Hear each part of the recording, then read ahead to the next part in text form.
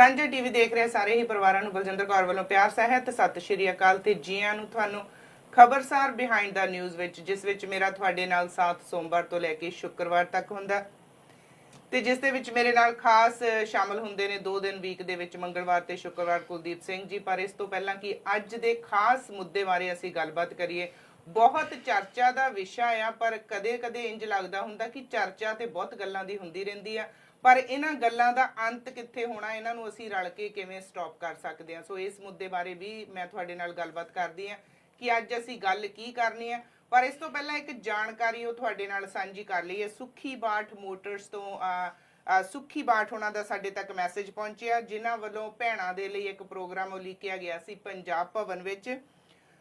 ਆਪ ਸਾਰੀਆਂ ਸਤਿਕਾਰਯੋਗ ਭੈਣਾਂ ਨੂੰ ਸੂਚਿਤ ਕੀਤਾ ਜਾਂਦਾ ਕਿ ਕੋਵਿਡ ਦੇ ਵੱਧ ਰਹੇ ਕੇਸਾਂ ਨੂੰ ਦੇਖਦੇ ਹੋਏ ਤੇ ਤੁਹਾਡੀ ਸਾਰਿਆਂ ਦੀ ਸੇਫਟੀ ਨੂੰ ਧਿਆਨ 'ਚ ਰੱਖਦੇ ਹੋਏ ਸੁੱਖੀ ਬਾਠ ਹੋਣਾ ਵੱਲੋਂ ਜੋ ਤੀਆਂ ਦਾ ਮੇਲਾ 16 ਅਗਸਤ ਦਿਨ ਐਤਵਾਰ ਨੂੰ ਹੋਣ ਜਾ ਰਿਹਾ ਸੀ, ਹਾਲਾਤ ਬਿਹਤਰ ਹੋਣ ਤੱਕ ਇਹ ਜਿਹੜਾ ਮੁਲਤਵੀ ਕੀਤਾ ਜਾ ਰਿਹਾ ਹੈ। ਜਦੋਂ ਵੀ ਹਾਲਾਤ ਬਿਹਤਰ ਹੋਣਗੇ ਦੁਬਾਰਾ ਤਰੀਕ ਅਨਾਉਂਸ ਕੀਤੀ ਜਾਵੇਗੀ। ਕਿਸੇ ਵੀ ਕਿਸਮ ਦੀ ਅਸੁਵਿਧਾ ਲਈ ਅਸੀਂ ਮੁਆਫੀ ਚਾਹੁੰਦੇ ਹਾਂ। ਸੁੱਖੀ ਬਾਠ ਤੇ ਸਾਰੀ ਟੀਮ ਸੁੱਖੀ ਬਾਠ ਮੋਟਰਸ। ਸੋ ਤੁਸੀਂ ਜਿਨ੍ਹਾਂ ਭੈਣਾਂ ਨੇ ਵੀ ਜਿਨ੍ਹਾਂ ਨੂੰ ਇਨਵੀਟੇਸ਼ਨ ਗਏ ਸੀ, ਸਿਰਫ ਇਨਵੀਟੇਸ਼ਨ ਤੇ ਹੀ ਉਹਨਾਂ ਨੂੰ ਬੁਲਾਇਆ ਗਿਆ ਸੀ।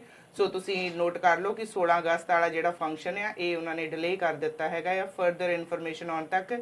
ਸੋ ਤੁਸੀਂ ਪਲੀਜ਼ ਐਤਵਾਰ ਨੂੰ ਇਸ ਗੱਲ ਦਾ ਖਿਆਲ ਰੱਖਣਾ।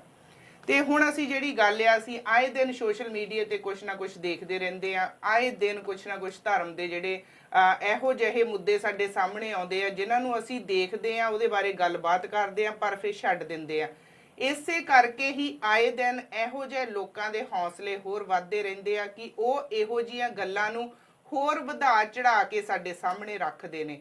ਸੋ ਤੁਸੀਂ ਸਾਰੇ ਜਾਣਦੇ ਹੋ ਕਿ ਜਿਹੜਾ ਅਯੋਧਿਆ ਦੇ ਵਿੱਚ ਰਾਮ ਮੰਦਿਰ ਦੇ ਜਦੋਂ ਉਸ ਦੌਰਾਨ ਜਿੱਥੇ ਗਿਆਨੀ ਇਕਬਾਲ ਸਿੰਘ ਜੀ ਪਹੁੰਚੇ ਸੀ, ਉਸ ਗੱਲ ਨੂੰ ਹਰ ਇੱਕ ਇਨਸਾਨ ਆਪਣੇ ਤੌਰ ਤੇ ਡਿਸਕਸ ਕਰ ਰਿਹਾ। ਬਹੁਤ ਸਾਰੇ ਲੋਕ ਜਿਹੜੇ ਕਥਾਵਾਚਕ ਨੇ ਜਾਂ ਜਿਹੜੇ ਧਰਮ ਦੇ, ਮੈਂ ਤਾਂ ਕਈ ਵਾਰੀ ਠੇਕੇਦਾਰ ਵੀ ਕਹਿੰਦੀ ਹੁੰਦੀ ਆ, ਆਪਣੇ ਲੈਵਲ ਤੇ ਬਿਆਨਬਾਜ਼ੀ ਦੇ ਰਹੇ ਨੇ। ਪਰ ਉਹਨਾਂ ਵੱਲੋਂ ਇੱਕ ਬਹੁਤ ਵੱਡੀ ਸਟੇਟਮੈਂਟ ਦਿੱਤੀ ਗਈ ਔਰ ਇਸੇ ਤਰ੍ਹਾਂ ਦੀ ਹੀ ਸਟੇਟਮੈਂਟ ਕਹਿੰਦੇ ਕਿ ਜਿਹੜਾ ਦੇਸ਼ ਨੂੰ ਚਲਾ ਰਿਹਾ ਹੁੰਦਾ ਉਹਦੇ ਸਿਰ ਤੇ ਬਹੁਤ ਵੱਡੀ ਜ਼ਿੰਮੇਵਾਰੀ ਹੁੰਦੀ ਆ। ਸਾਰੇ ਧਰਮਾਂ ਨੂੰ ਬਰੋਬਰਤਾ ਦਾ ਹੱਕ ਮਿਲਣਾ ਚਾਹੀਦਾ। ਜਦੋਂ ਇੱਕ ਇਨਸਾਨ ਮੁਲਕ ਚਲਾ ਰਿਹਾ ਹੈ ਉਹਦੀ ਇਹ ਜ਼ਿੰਮੇਵਾਰੀ ਬਣ ਜਾਂਦੀ ਹੈ ਕਿ ਕਿਸੇ ਧਰਮ ਦੇ ਨਾਲ ਅਨਿਆਂ ਨਾ ਹੋਵੇ। ਪਰ ਜਦ ਇਹੋ ਜਿਹਾ ਇਨਸਾਨ ਖੁਦ ਹੀ ਐਡੀ ਵੱਡੀ ਸਟੇਟਮੈਂਟ ਦੇ ਦਿੰਦਾ ਤੇ ਫਿਰ ਜਦੋਂ ਘੱਟ ਗਿਣਤੀ ਕਿਹਾ ਜਾਂਦਾ ਤੇ ਉਦੋਂ ਫਿਰ ਉਹਨਾਂ ਲੋਕਾਂ ਨਾਲ ਅਨਿਆਏ ਹੁੰਦਾ ਆ। ਸੋ ਦੇਸ਼ ਦੇ ਪ੍ਰਧਾਨ ਮੰਤਰੀ ਨਰਿੰਦਰ ਮੋਦੀ ਵੱਲੋਂ ਵੀ ਇਹੀ ਕਿਹਾ ਗਿਆ ਕਿ ਗੁਰੂ ਗੋਬਿੰਦ ਸਿੰਘ ਹੁਣਾਂ ਵੱਲੋਂ ਰਾਮਾਇਣ ਲਿਖੀ ਗਈ ਸੀ। ਪਰ ਹੁਣ ਜਿਹੜਾ ਇਹਨਾਂ ਨੂੰ ਗਿਆਨੀ ਇਕਬਾਲ ਸਿੰਘ ਨੂੰ 20 ਅਗਸਤ ਤੱਕ ਅਕਾਲ ਤਖਤ ਸਾਹਿਬ ਤੇ ਜਿਹੜਾ ਉਹਨਾਂ ਨੂੰ ਉੱਥੇ ਪਹੁੰਚ ਕੇ ਆਪਣਾ ਸਪਸ਼ਟੀਕਰਨ ਦੇਣਾ ਪਊਗਾ, ਉੱਥੇ ਹਾਜ਼ਰ ਹੋ ਕੇ। ਤੇ ਦੂਸਰੇ ਪਾਸੇ ਜੇ ਅਸੀਂ ਗੱਲ ਕਰੀਏ ਨਰਿੰਦਰ ਮੋਦੀ ਹੁਣਾਂ ਦੀ, ਉਹਨਾਂ ਨੂੰ ਵੀ 15 ਦਿਨਾਂ ਦਾ ਟਾਈਮ ਦਿੱਤਾ ਗਿਆ ਕਿ ਉਹ ਸਿੱਖਾਂ ਕੋਲੋਂ ਉਹਨਾਂ ਦੀਆਂ ਭਾਵਨਾਵਾਂ ਨੂੰ ਠੇਸ ਪਹੁੰਚਾਉਣ ਦੇ ਉੱਤੇ ਉਹ ਮਾਫੀ ਮੰਗਣ। ਸੋ ਪਰ ਇਸ ਤੋਂ ਇਲਾਵਾ ਦੂਜੇ ਪਾਸੇ ਅੰਮ੍ਰਿਤਸਰ ਦੇ ਵਿੱਚ ਨਾਮਧਾਰੀ ਪ੍ਰਿਤਪਾਲ ਸਿੰਘ ਹੁਣਾਂ ਵੱਲੋਂ ਕਿਹਾ ਗਿਆ ਕਿ ਸਾਡੇ ਪੂਰਵਜ ਨੇ ਇਹ ਲੋਕ ਲਵ ਕੁਸ਼ ਦੀ ਔਲਾਦ ਹੀ ਹਾਂ ਅਸੀਂ, ਤੇ ਸਾਡੇ 10ਮ ਗ੍ਰੰਥ ਦੇ ਵਿੱਚ ਇਹ ਲਿਖਿਆ ਗਿਆ। ਸੋ ਬਹੁਤ ਲੰਬੇ ਸਮੇਂ ਤੋਂ 10ਮ ਗ੍ਰੰਥ ਨੂੰ ਹੋਰ ਕਾਫੀ ਸਾਰੇ ਇਹੋ ਜਿਹੇ ਗ੍ਰੰਥ ਜਿਹੜੇ ਧੱਕੇ ਨਾਲ ਸਾਡੇ ਸਿਰ ਤੇ ਮੜੇ ਜਾ ਰਹੇ ਨੇ, ਉਹਨਾਂ ਦੇ ਕਰਕੇ ਸਾਡੀ ਕੌਮ ਦੁਵਿਧਾ ਦੇ ਵਿੱਚ ਫਸੀ ਆ। ਆਏ ਦਿਨ ਕੋਈ ਨਾ ਕੋਈ ਧਾਰਮਿਕ ਵਿਵਾਦ ਹੁੰਦੇ ਆ। ਇਹਨਾਂ ਗੱਲਾਂ ਤੇ ਚਰਚਾ ਕਰਨ ਦੇ ਲਈ ਅੱਜ ਸਾਡੇ ਨਾਲ ਸਟੂਡੀਓ 'ਚ ਕੁਲਦੀਪ ਸਿੰਘ ਜੀ ਆਏ ਨੇ ਤੇ ਇੱਕ ਖਾਸ ਮਹਿਮਾਨ ਪ੍ਰੋਫੈਸਰ ਬਲਜਿੰਦਰ ਸਿੰਘ ਜੀ ਅੰਮ੍ਰਿਤਸਰ ਤੋਂ ਸਾਡੇ ਨਾਲ ਸ਼ਾਮਲ ਹੋਣਗੇ। ਸਾਡੀਆਂ ਲਾਈਨਸ ਖੁੱਲੀਆਂ ਨੇ, ਤੁਸੀਂ ਵੀ ਕੋਈ ਵਿਚਾਰ ਦੇਣਾ ਚਾਹੁੰਦੇ ਹੋ ਦੇ ਸਕਦੇ ਹੋ। ਸੋ ਅਸੀਂ ਪਹਿਲਾਂ ਤੇ ਜੀ ਆਇਆਂ ਕਹਿੰਦੇ ਹਾਂ ਕੁਲਦੀਪ ਸਿੰਘ ਹੁਣਾਂ ਨੂੰ ਤੇ ਇਹਨਾਂ ਦੇ ਜਾਣਦੇ ਹਾਂ ਅਸੀਂ ਵਿਚਾਰ, ਤੇ ਉਸ ਤੋਂ ਬਾਅਦ ਅਸੀਂ ਸਾਡੇ ਮਹਿਮਾਨ ਸਾਡੇ ਨਾਲ ਨੇ ਉਹਨਾਂ ਨੂੰ ਵੀ ਸ਼ਾਮਲ ਕਰਾਂਗੇ ਸ਼ੋਅ ਦੇ ਵਿੱਚ। ਸੋ ਕੁਲਦੀਪ ਸਿੰਘ ਜੀ ਸਤਿ ਸ਼੍ਰੀ ਅਕਾਲ ਜੀ। ਪ੍ਰੋਗਰਾਮ ਖਬਰਸਾਰ ਸੁਣਨੇ ਸਮੂਹ ਦਰਸ਼ਕਾਂ ਨੂੰ ਮੇਰੇ ਵੱਲੋਂ ਪਿਆਰ ਭਰੀ ਨਿੱਘੀ ਜੀ ਸਤਿ ਸ਼੍ਰੀ ਅਕਾਲ। ਸਤਿ ਸ਼੍ਰੀ ਅਕਾਲ ਜੀ। ਅੱਜ ਅਸਲ 'ਚ ਜਿਵੇਂ ਤੁਸੀਂ ਜ਼ਿਕਰ ਕੀਤਾ ਹੈ, ਕਿਉਂਕਿ ਕੱਲ੍ਹ ਦੀਆਂ ਮੈਂ ਅਖਬਾਰਾਂ ਪੜ੍ਹ ਰਿਹਾ ਸੀ, ਕੱਲ੍ਹ ਦੀ ਕੋਈ ਐਸੀ ਅਖਬਾਰ ਨਹੀਂ ਸੀ ਜਿਹਦੇ ਵਿੱਚ ਇਸ ਗੱਲ ਦੀ ਚਰਚਾ ਨਾ ਹੋਈ ਹੋਵੇ ਕਿ ਭਾਰਤ ਦੇ ਪ੍ਰਧਾਨ ਮੰਤਰੀ ਨਰਿੰਦਰ ਮੋਦੀ ਵੱਲੋਂ ਇਹ ਗੱਲ ਕਹੀ ਕਿ ਜਿਹੜੀ ਰਾਮਾਇਣ ਹੈ ਉਹ ਗੁਰੂ ਗੋਬਿੰਦ ਸਿੰਘ ਮਹਾਰਾਜ ਜੀ ਵੱਲੋਂ ਲਿਖੀ ਗਈ ਹੈ ਤੇ ਇਕਬਾਲ ਸਿੰਘ ਪਟਨੇ ਵਾਲੇ ਵੱਲੋਂ ਇਹ ਗੱਲ ਕਹਿਣੀ ਕਿ ਅਸੀਂ ਲਵ ਤੇ ਕੁਸ਼ ਦੀ ਔਲਾਦ ਹਾਂ। ਜੀ ਬਿਲਕੁਲ ਇਹਨੇ ਇੱਕ ਵਾਰੀ ਸਿੱਖ ਜਗਤ ਦੇ ਵਿੱਚ ਬੜਾ ਵੱਡਾ ਚਰਚਾ ਛੇੜ ਦਿੱਤੀ ਹੈ।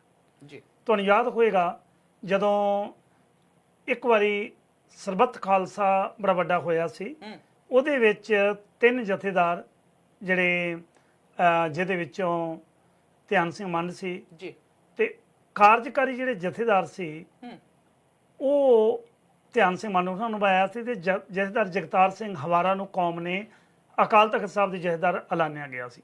ਔਰ ਜੈਕਾਰਿਆਂ ਦੇ ਨਾਲ ਜਿੰਨੀ ਪਬਲਿਕ ਬੈਠੀ ਸੀ ਗੂੰਜ ਉੱਠੀ ਸੀ ਕਿ ਯਸ ਅੱਜ ਸਾਨੂੰ ਲੋੜ ਹੈ ਔਰ ਜਗਤਾਰ ਸਿੰਘ ਹਵਾਰਾ ਵਰਗੇ ਜਿਹੜੇ ਜਥੇਦਾਰ ਨੇ ਉਹ ਕੌਮ ਦੀ ਅਗਵਾਈ ਕਰਨ। ਭਾਵੇਂ ਜਥੇਦਾਰ ਜਗਤਾਰ ਸਿੰਘ ਹਵਾਰਾ ਇਸ ਵੇਲੇ ਜੇਲ੍ਹ ਦੇ ਵਿੱਚ ਨੇ, ਬੰਦ ਨੇ ਤਿਹਾੜ ਜੇਲ੍ਹ ਦੇ ਵਿੱਚ, ਪਰੰਤੂ ਉਹਨਾਂ ਨੇ ਪਿੱਛੇ ਇੱਕ 5 ਮੈਂਬਰੀ ਕਮੇਟੀ ਬਣਾਈ ਆ ਜਿਹੜੀ ਸਾਰੇ ਕੌਮ ਦੇ ਜਿਹੜੇ ਪੰਥ ਕਾਰਜ ਨੇ ਉਹਨਾਂ ਦੀ ਜ਼ਿੰਮੇਵਾਰੀ ਉਹਨਾਂ 5 ਮੈਂਬਰੀ ਕਮੇਟੀ ਕੋਲ ਹੈ, ਜਿਹਦੇ ਵਿੱਚ ਸਭ ਤੋਂ ਵੱਧ ਜਿਨ੍ਹਾਂ ਦਾ ਮੈਂ ਸਤਿਕਾਰ ਵੀ ਕਰਦਾ, ਵੈਸੇ 5 ਮੈਂਬਰੀ ਤਾਂ 5 ਗੁਰਸਿੱਖ ਨੇ, ਪਰ ਪ੍ਰੋਫੈਸਰ ਬਰਜਿੰਦਰ ਸਿੰਘ ਹੁਣੀ ਜਿਹੜੇ ਖਾਲਸਾ ਕਾਲਜ ਦੇ ਨਾਲ ਬੜੇ ਲੰਮੇ ਸਮੇਂ ਤੋਂ ਔਰ ਉਸ ਸਮੇਂ ਦਾ 84 ਵਾਲਾ ਜਿਹੜਾ ਸੰਘਰਸ਼ ਹੈ ਇਹਨਾਂ ਨੇ ਬੜੇ ਨੇੜਿਓਂ ਤੱਕਿਆ ਔਰ ਉੱਥੇ ਰਹਿ ਕੇ ਉਹਨਾਂ ਬੱਚਿਆਂ ਨੂੰ ਪੜ੍ਹਾਇਆ। ਆਪ ਇਸ ਫੀਲਡ ਦੇ ਵਿੱਚ ਰਹੇ ਨੇ, ਅਕਾਊਂਟਿੰਗ ਦੇ ਵਿੱਚ ਬੜੀ ਐਕਸਪਰਟੀ ਹੈ। ਉਹ ਕੱਲ ਜਾ ਕੇ ਜਦੋਂ ਪ੍ਰੈਸ ਕਾਨਫਰੰਸ ਹੋਈ ਹੈ, ਪ੍ਰੈਸ ਕਾਨਫਰੰਸ ਦੇ ਵਿੱਚ ਬਕਾਇਦਾ ਇਹਨਾਂ ਨੇ ਜ਼ਿਕਰ ਕੀਤਾ ਹੈ ਕਿ ਪ੍ਰਧਾਨ ਮੰਤਰੀ ਜਿਹੜੇ ਮੋਦੀ ਨੇ ਉਹ 15 ਦਿਨਾਂ ਦੇ ਵਿੱਚ ਮਾਫੀ ਮੰਗਣ ਤੇ ਜਿਹੜੀ ਮੁਕਰਰ ਡੇਟ ਫਿਕਸ ਕੀਤੀ ਹੈ ਇਕਬਾਲ ਸਿੰਘ ਪਟਨੇ ਵਾਲੇ ਲਈ ਵੀ ਉਹ ਆ ਕੇ ਆਪਣਾ ਜਿਹੜਾ ਸਪਸ਼ਟੀਕਰਨ ਹੈ ਉਹ ਦੇਵੇ। ਇਸ ਬਾਬਤ ਅੱਜ ਮੈਂ ਉਚੇਚੇ ਤੌਰ ਦੇ ਉੱਤੇ ਸਟੂਡੀਓ ਦੇ ਵਿੱਚ ਤੁਸੀਂ ਖਾਸ ਕਰਕੇ ਜਿਹੜੇ ਸਾਡੇ ਮਹਿਮਾਨ ਨੇ ਪ੍ਰੋਫੈਸਰ ਬਲਜਿੰਦਰ ਸਿੰਘ ਉਹਨਾਂ ਨਾਲ ਗੱਲਬਾਤ ਕਰਦੇ ਹਾਂ ਕਿ ਉਹਨਾਂ ਦਾ ਪ੍ਰਤੀਕਰਮ ਇਸ ਹੋਈ ਗੱਲਬਾਤ ਤੋਂ ਬਾਅਦ ਕੀ ਹੈ। ਜੀ ਬਿਲਕੁਲ ਜੀ, ਪ੍ਰੋਫੈਸਰ ਬਲਜਿੰਦਰ ਸਿੰਘ ਜੀ, ਜੀ ਆਇਆਂ ਨੂੰ ਤੁਹਾਨੂੰ ਸਾਡੇ ਵੱਲੋਂ ਤੁਹਾਨੂੰ ਸਤਿ ਸ਼੍ਰੀ ਅਕਾਲ ਜੀ। ਵਾਹਿਗੁਰੂ ਜੀ ਕਾ ਖਾਲਸਾ, ਵਾਹਿਗੁਰੂ ਜੀ ਕੀ ਫਤਿਹ। ਹਾਂਜੀ ਪ੍ਰੋਫੈਸਰ, ਪ੍ਰੈਸ ਕਾਨਫਰੰਸ ਤੁਸੀਂ ਜਿਹੜੀ ਕੀਤੀ ਹੈ ਉਹਦਾ ਮਕਸਦ ਕੀ ਸੀ, ਕੀ ਕਾਰਨ ਸੀ, ਕਿਹਨੂੰ ਕਿਹਾ, ਕੀ ਸੁਨੇਹਾ ਦਿੱਤਾ ਹੈ ਜੀ? ਮੈਂ ਸਪਸ਼ਟ ਕਰ ਦਿਆਂ ਕਿ ਕੱਲ ਅੰਮ੍ਰਿਤਸਰ ਦੇ ਭੰਡਾਰੀ ਬ੍ਰਿਜ ਦੇ ਉੱਤੇ ਜੀ ਜਥੇਦਾਰ ਜਗਤਾਰ ਸਿੰਘ ਹਵਾਰਾ ਅਤੇ ਹੋਰ ਸਿੱਖ ਜਥੇਬੰਦੀਆਂ ਦੇ ਨਾਲ ਮਿਲ ਕੇ ਅਸੀਂ ਕੱਲ ਇੱਕ ਕਰੋਨਾ ਵਾਇਰਸ ਨੂੰ ਧਿਆਨ ਕਰਦੇ ਅਸੀਂ ਕੱਲ ਇੱਕ ਉੱਥੇ ਸਿੰਬੋਲਿਕ ਪ੍ਰੋਟੈਸਟ ਕੀਤਾ ਸੀਗਾ ਜੀ।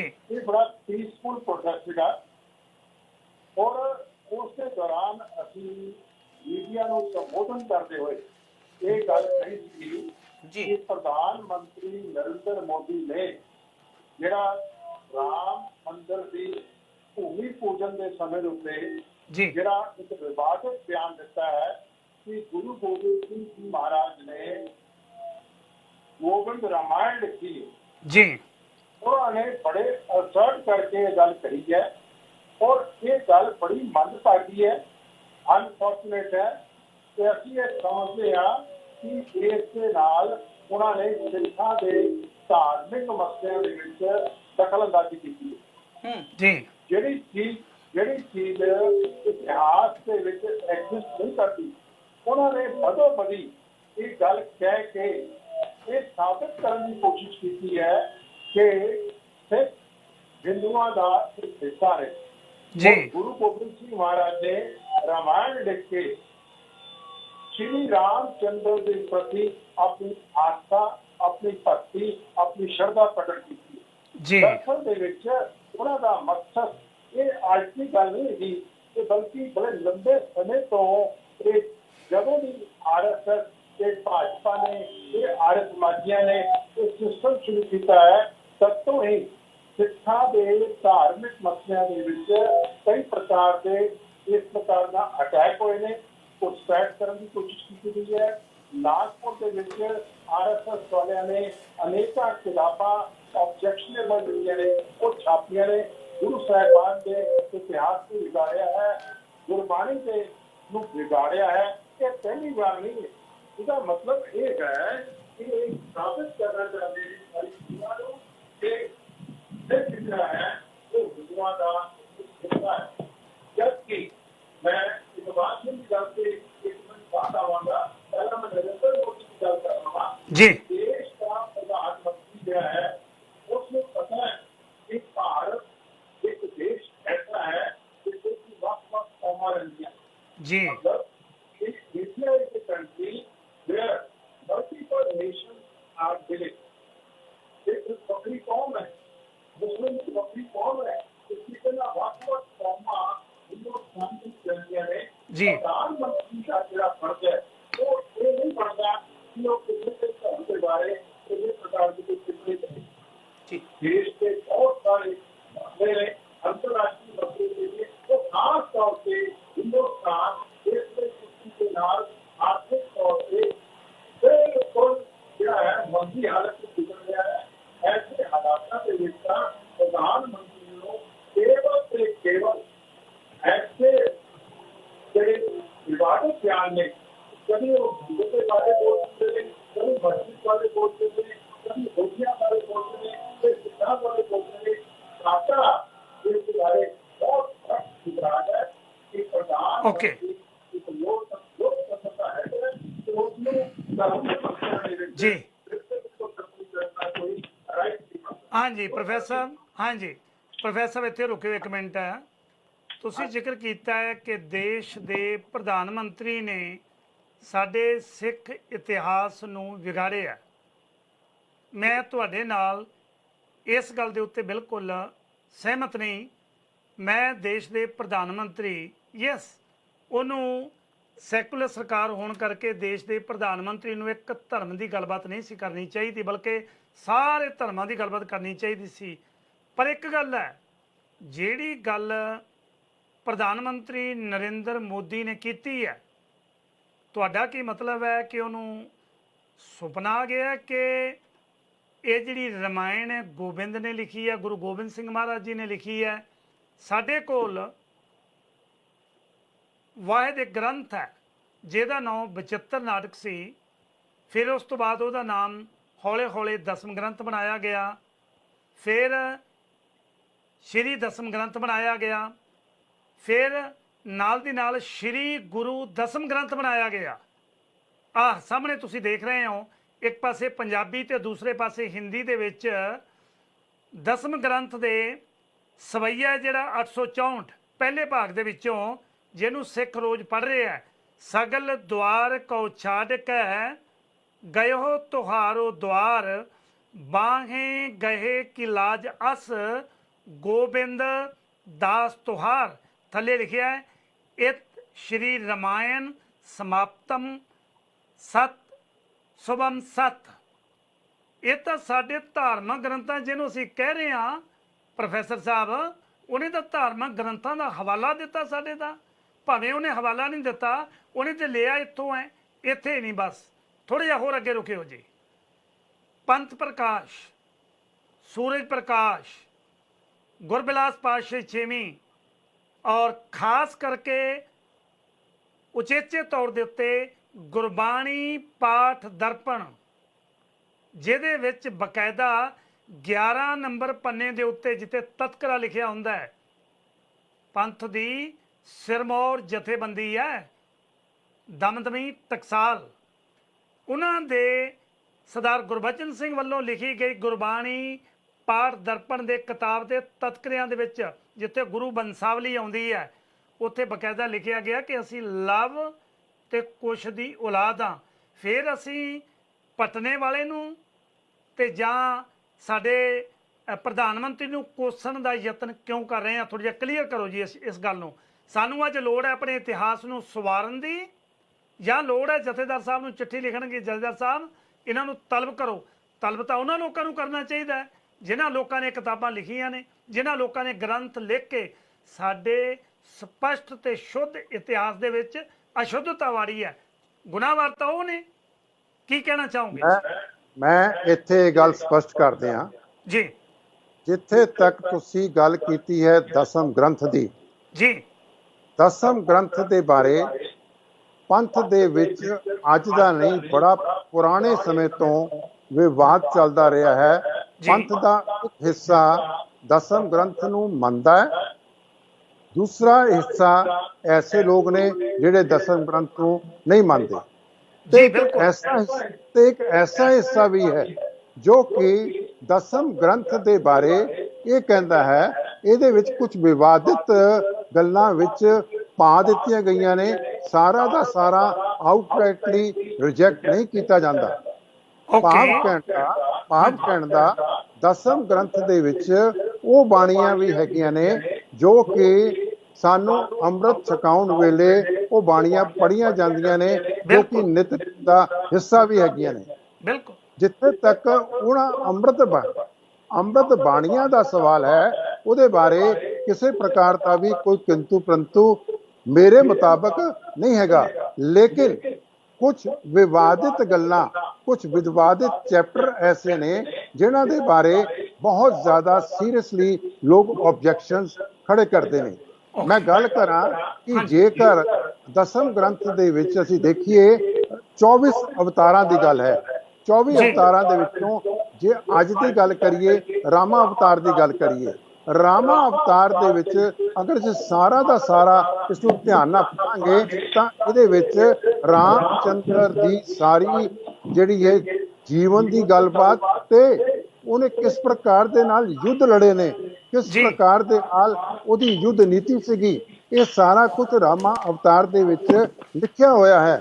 ਤੇ ਅੰਤ ਦੇ ਵਿੱਚ ਗੁਰੂ ਪਾਤਸ਼ਾਹ ਇਹ ਗੱਲ ਦਾ ਨਿਰਣਾ ਕਰ ਦਿੰਦੇ ਨੇ ਕਿ ਇਸੇ ਦਸਮ ਗ੍ਰੰਥ ਦੇ ਵਿੱਚ ਰਾਮਾ ਅਵਤਾਰ ਦੇ ਅੰਤ ਦੇ ਵਿੱਚ ਗੁਰੂ ਪਾਤਸ਼ਾਹ ਇੱਕ ਪ੍ਰਕਾਰ ਫੈਸਲਾ ਕਰ ਦਿੰਦੇ ਨੇ ਕਿ ਰਾਮ ਰਹੀਮ ਕੁਰਾਨ ਅਨੇਕ ਕਹੈ ਮਤ ਏਕ ਨਾ ਮਾਨਿਓ, ਸ਼੍ਰੀ ਸਪਾਨ ਕਿਰਪਾ ਤੁਮਰੀ ਕਰ ਮੈਂ ਨ ਕਹਿਓ ਸਭ ਤੋਹੇ ਬਖਾਨਿਓ। ਹਾਂਜੀ ਪ੍ਰੋਫੈਸਰ, ਮੈਂ ਤੁਹਾਨੂੰ ਇੱਥੇ ਥੋੜੇ ਚਿਰ ਲਈ ਰੋਕਣਾ ਚਾਹੁੰਦਾ।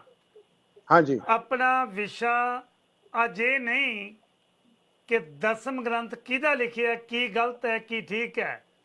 ਹਰ ਸਿੱਖ, ਤੁਸੀਂ ਜ਼ਿਕਰ ਕਰ ਰਹੇ ਸੀ ਕਿ 50% ਕੁਝ ਲੋਕ ਮੰਨਦੇ ਨੇ, ਕੁਝ ਨਹੀਂ ਮੰਨਦੇ, ਪਰ ਜਿਹੜਾ 100% ਸਿੱਖ ਮੰਨ ਰਿਹਾ ਕਿ ਗੁਰੂ ਗ੍ਰੰਥ ਸਾਹਿਬ ਤਾਂ ਅਥੈਂਟਿਕ ਹੈ ਨਾ ਸਾਡੇ ਕੋਲ,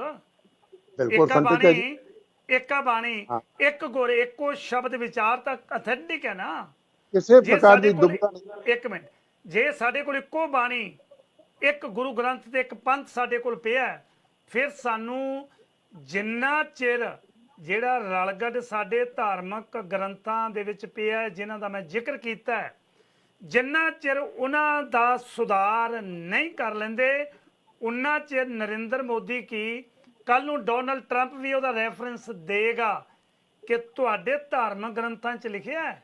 ਗੁਰਬਿਲਾਸ ਪਾਤਸ਼ਾਹੀ 6ਵੀਂ ਨੂੰ 5 ਅਲੱਗ-ਅਲੱਗ ਸਮੇਂ 'ਚ ਰਹਿ ਜਥੇਦਾਰਾਂ ਨੇ, ਕਈਆਂ ਨੇ ਲਿਖਿਆ, ਕਈਆਂ ਨੇ ਪ੍ਰਸ਼ੰਸਾ ਪੱਤਰ ਲਿਖੇ ਨੇ।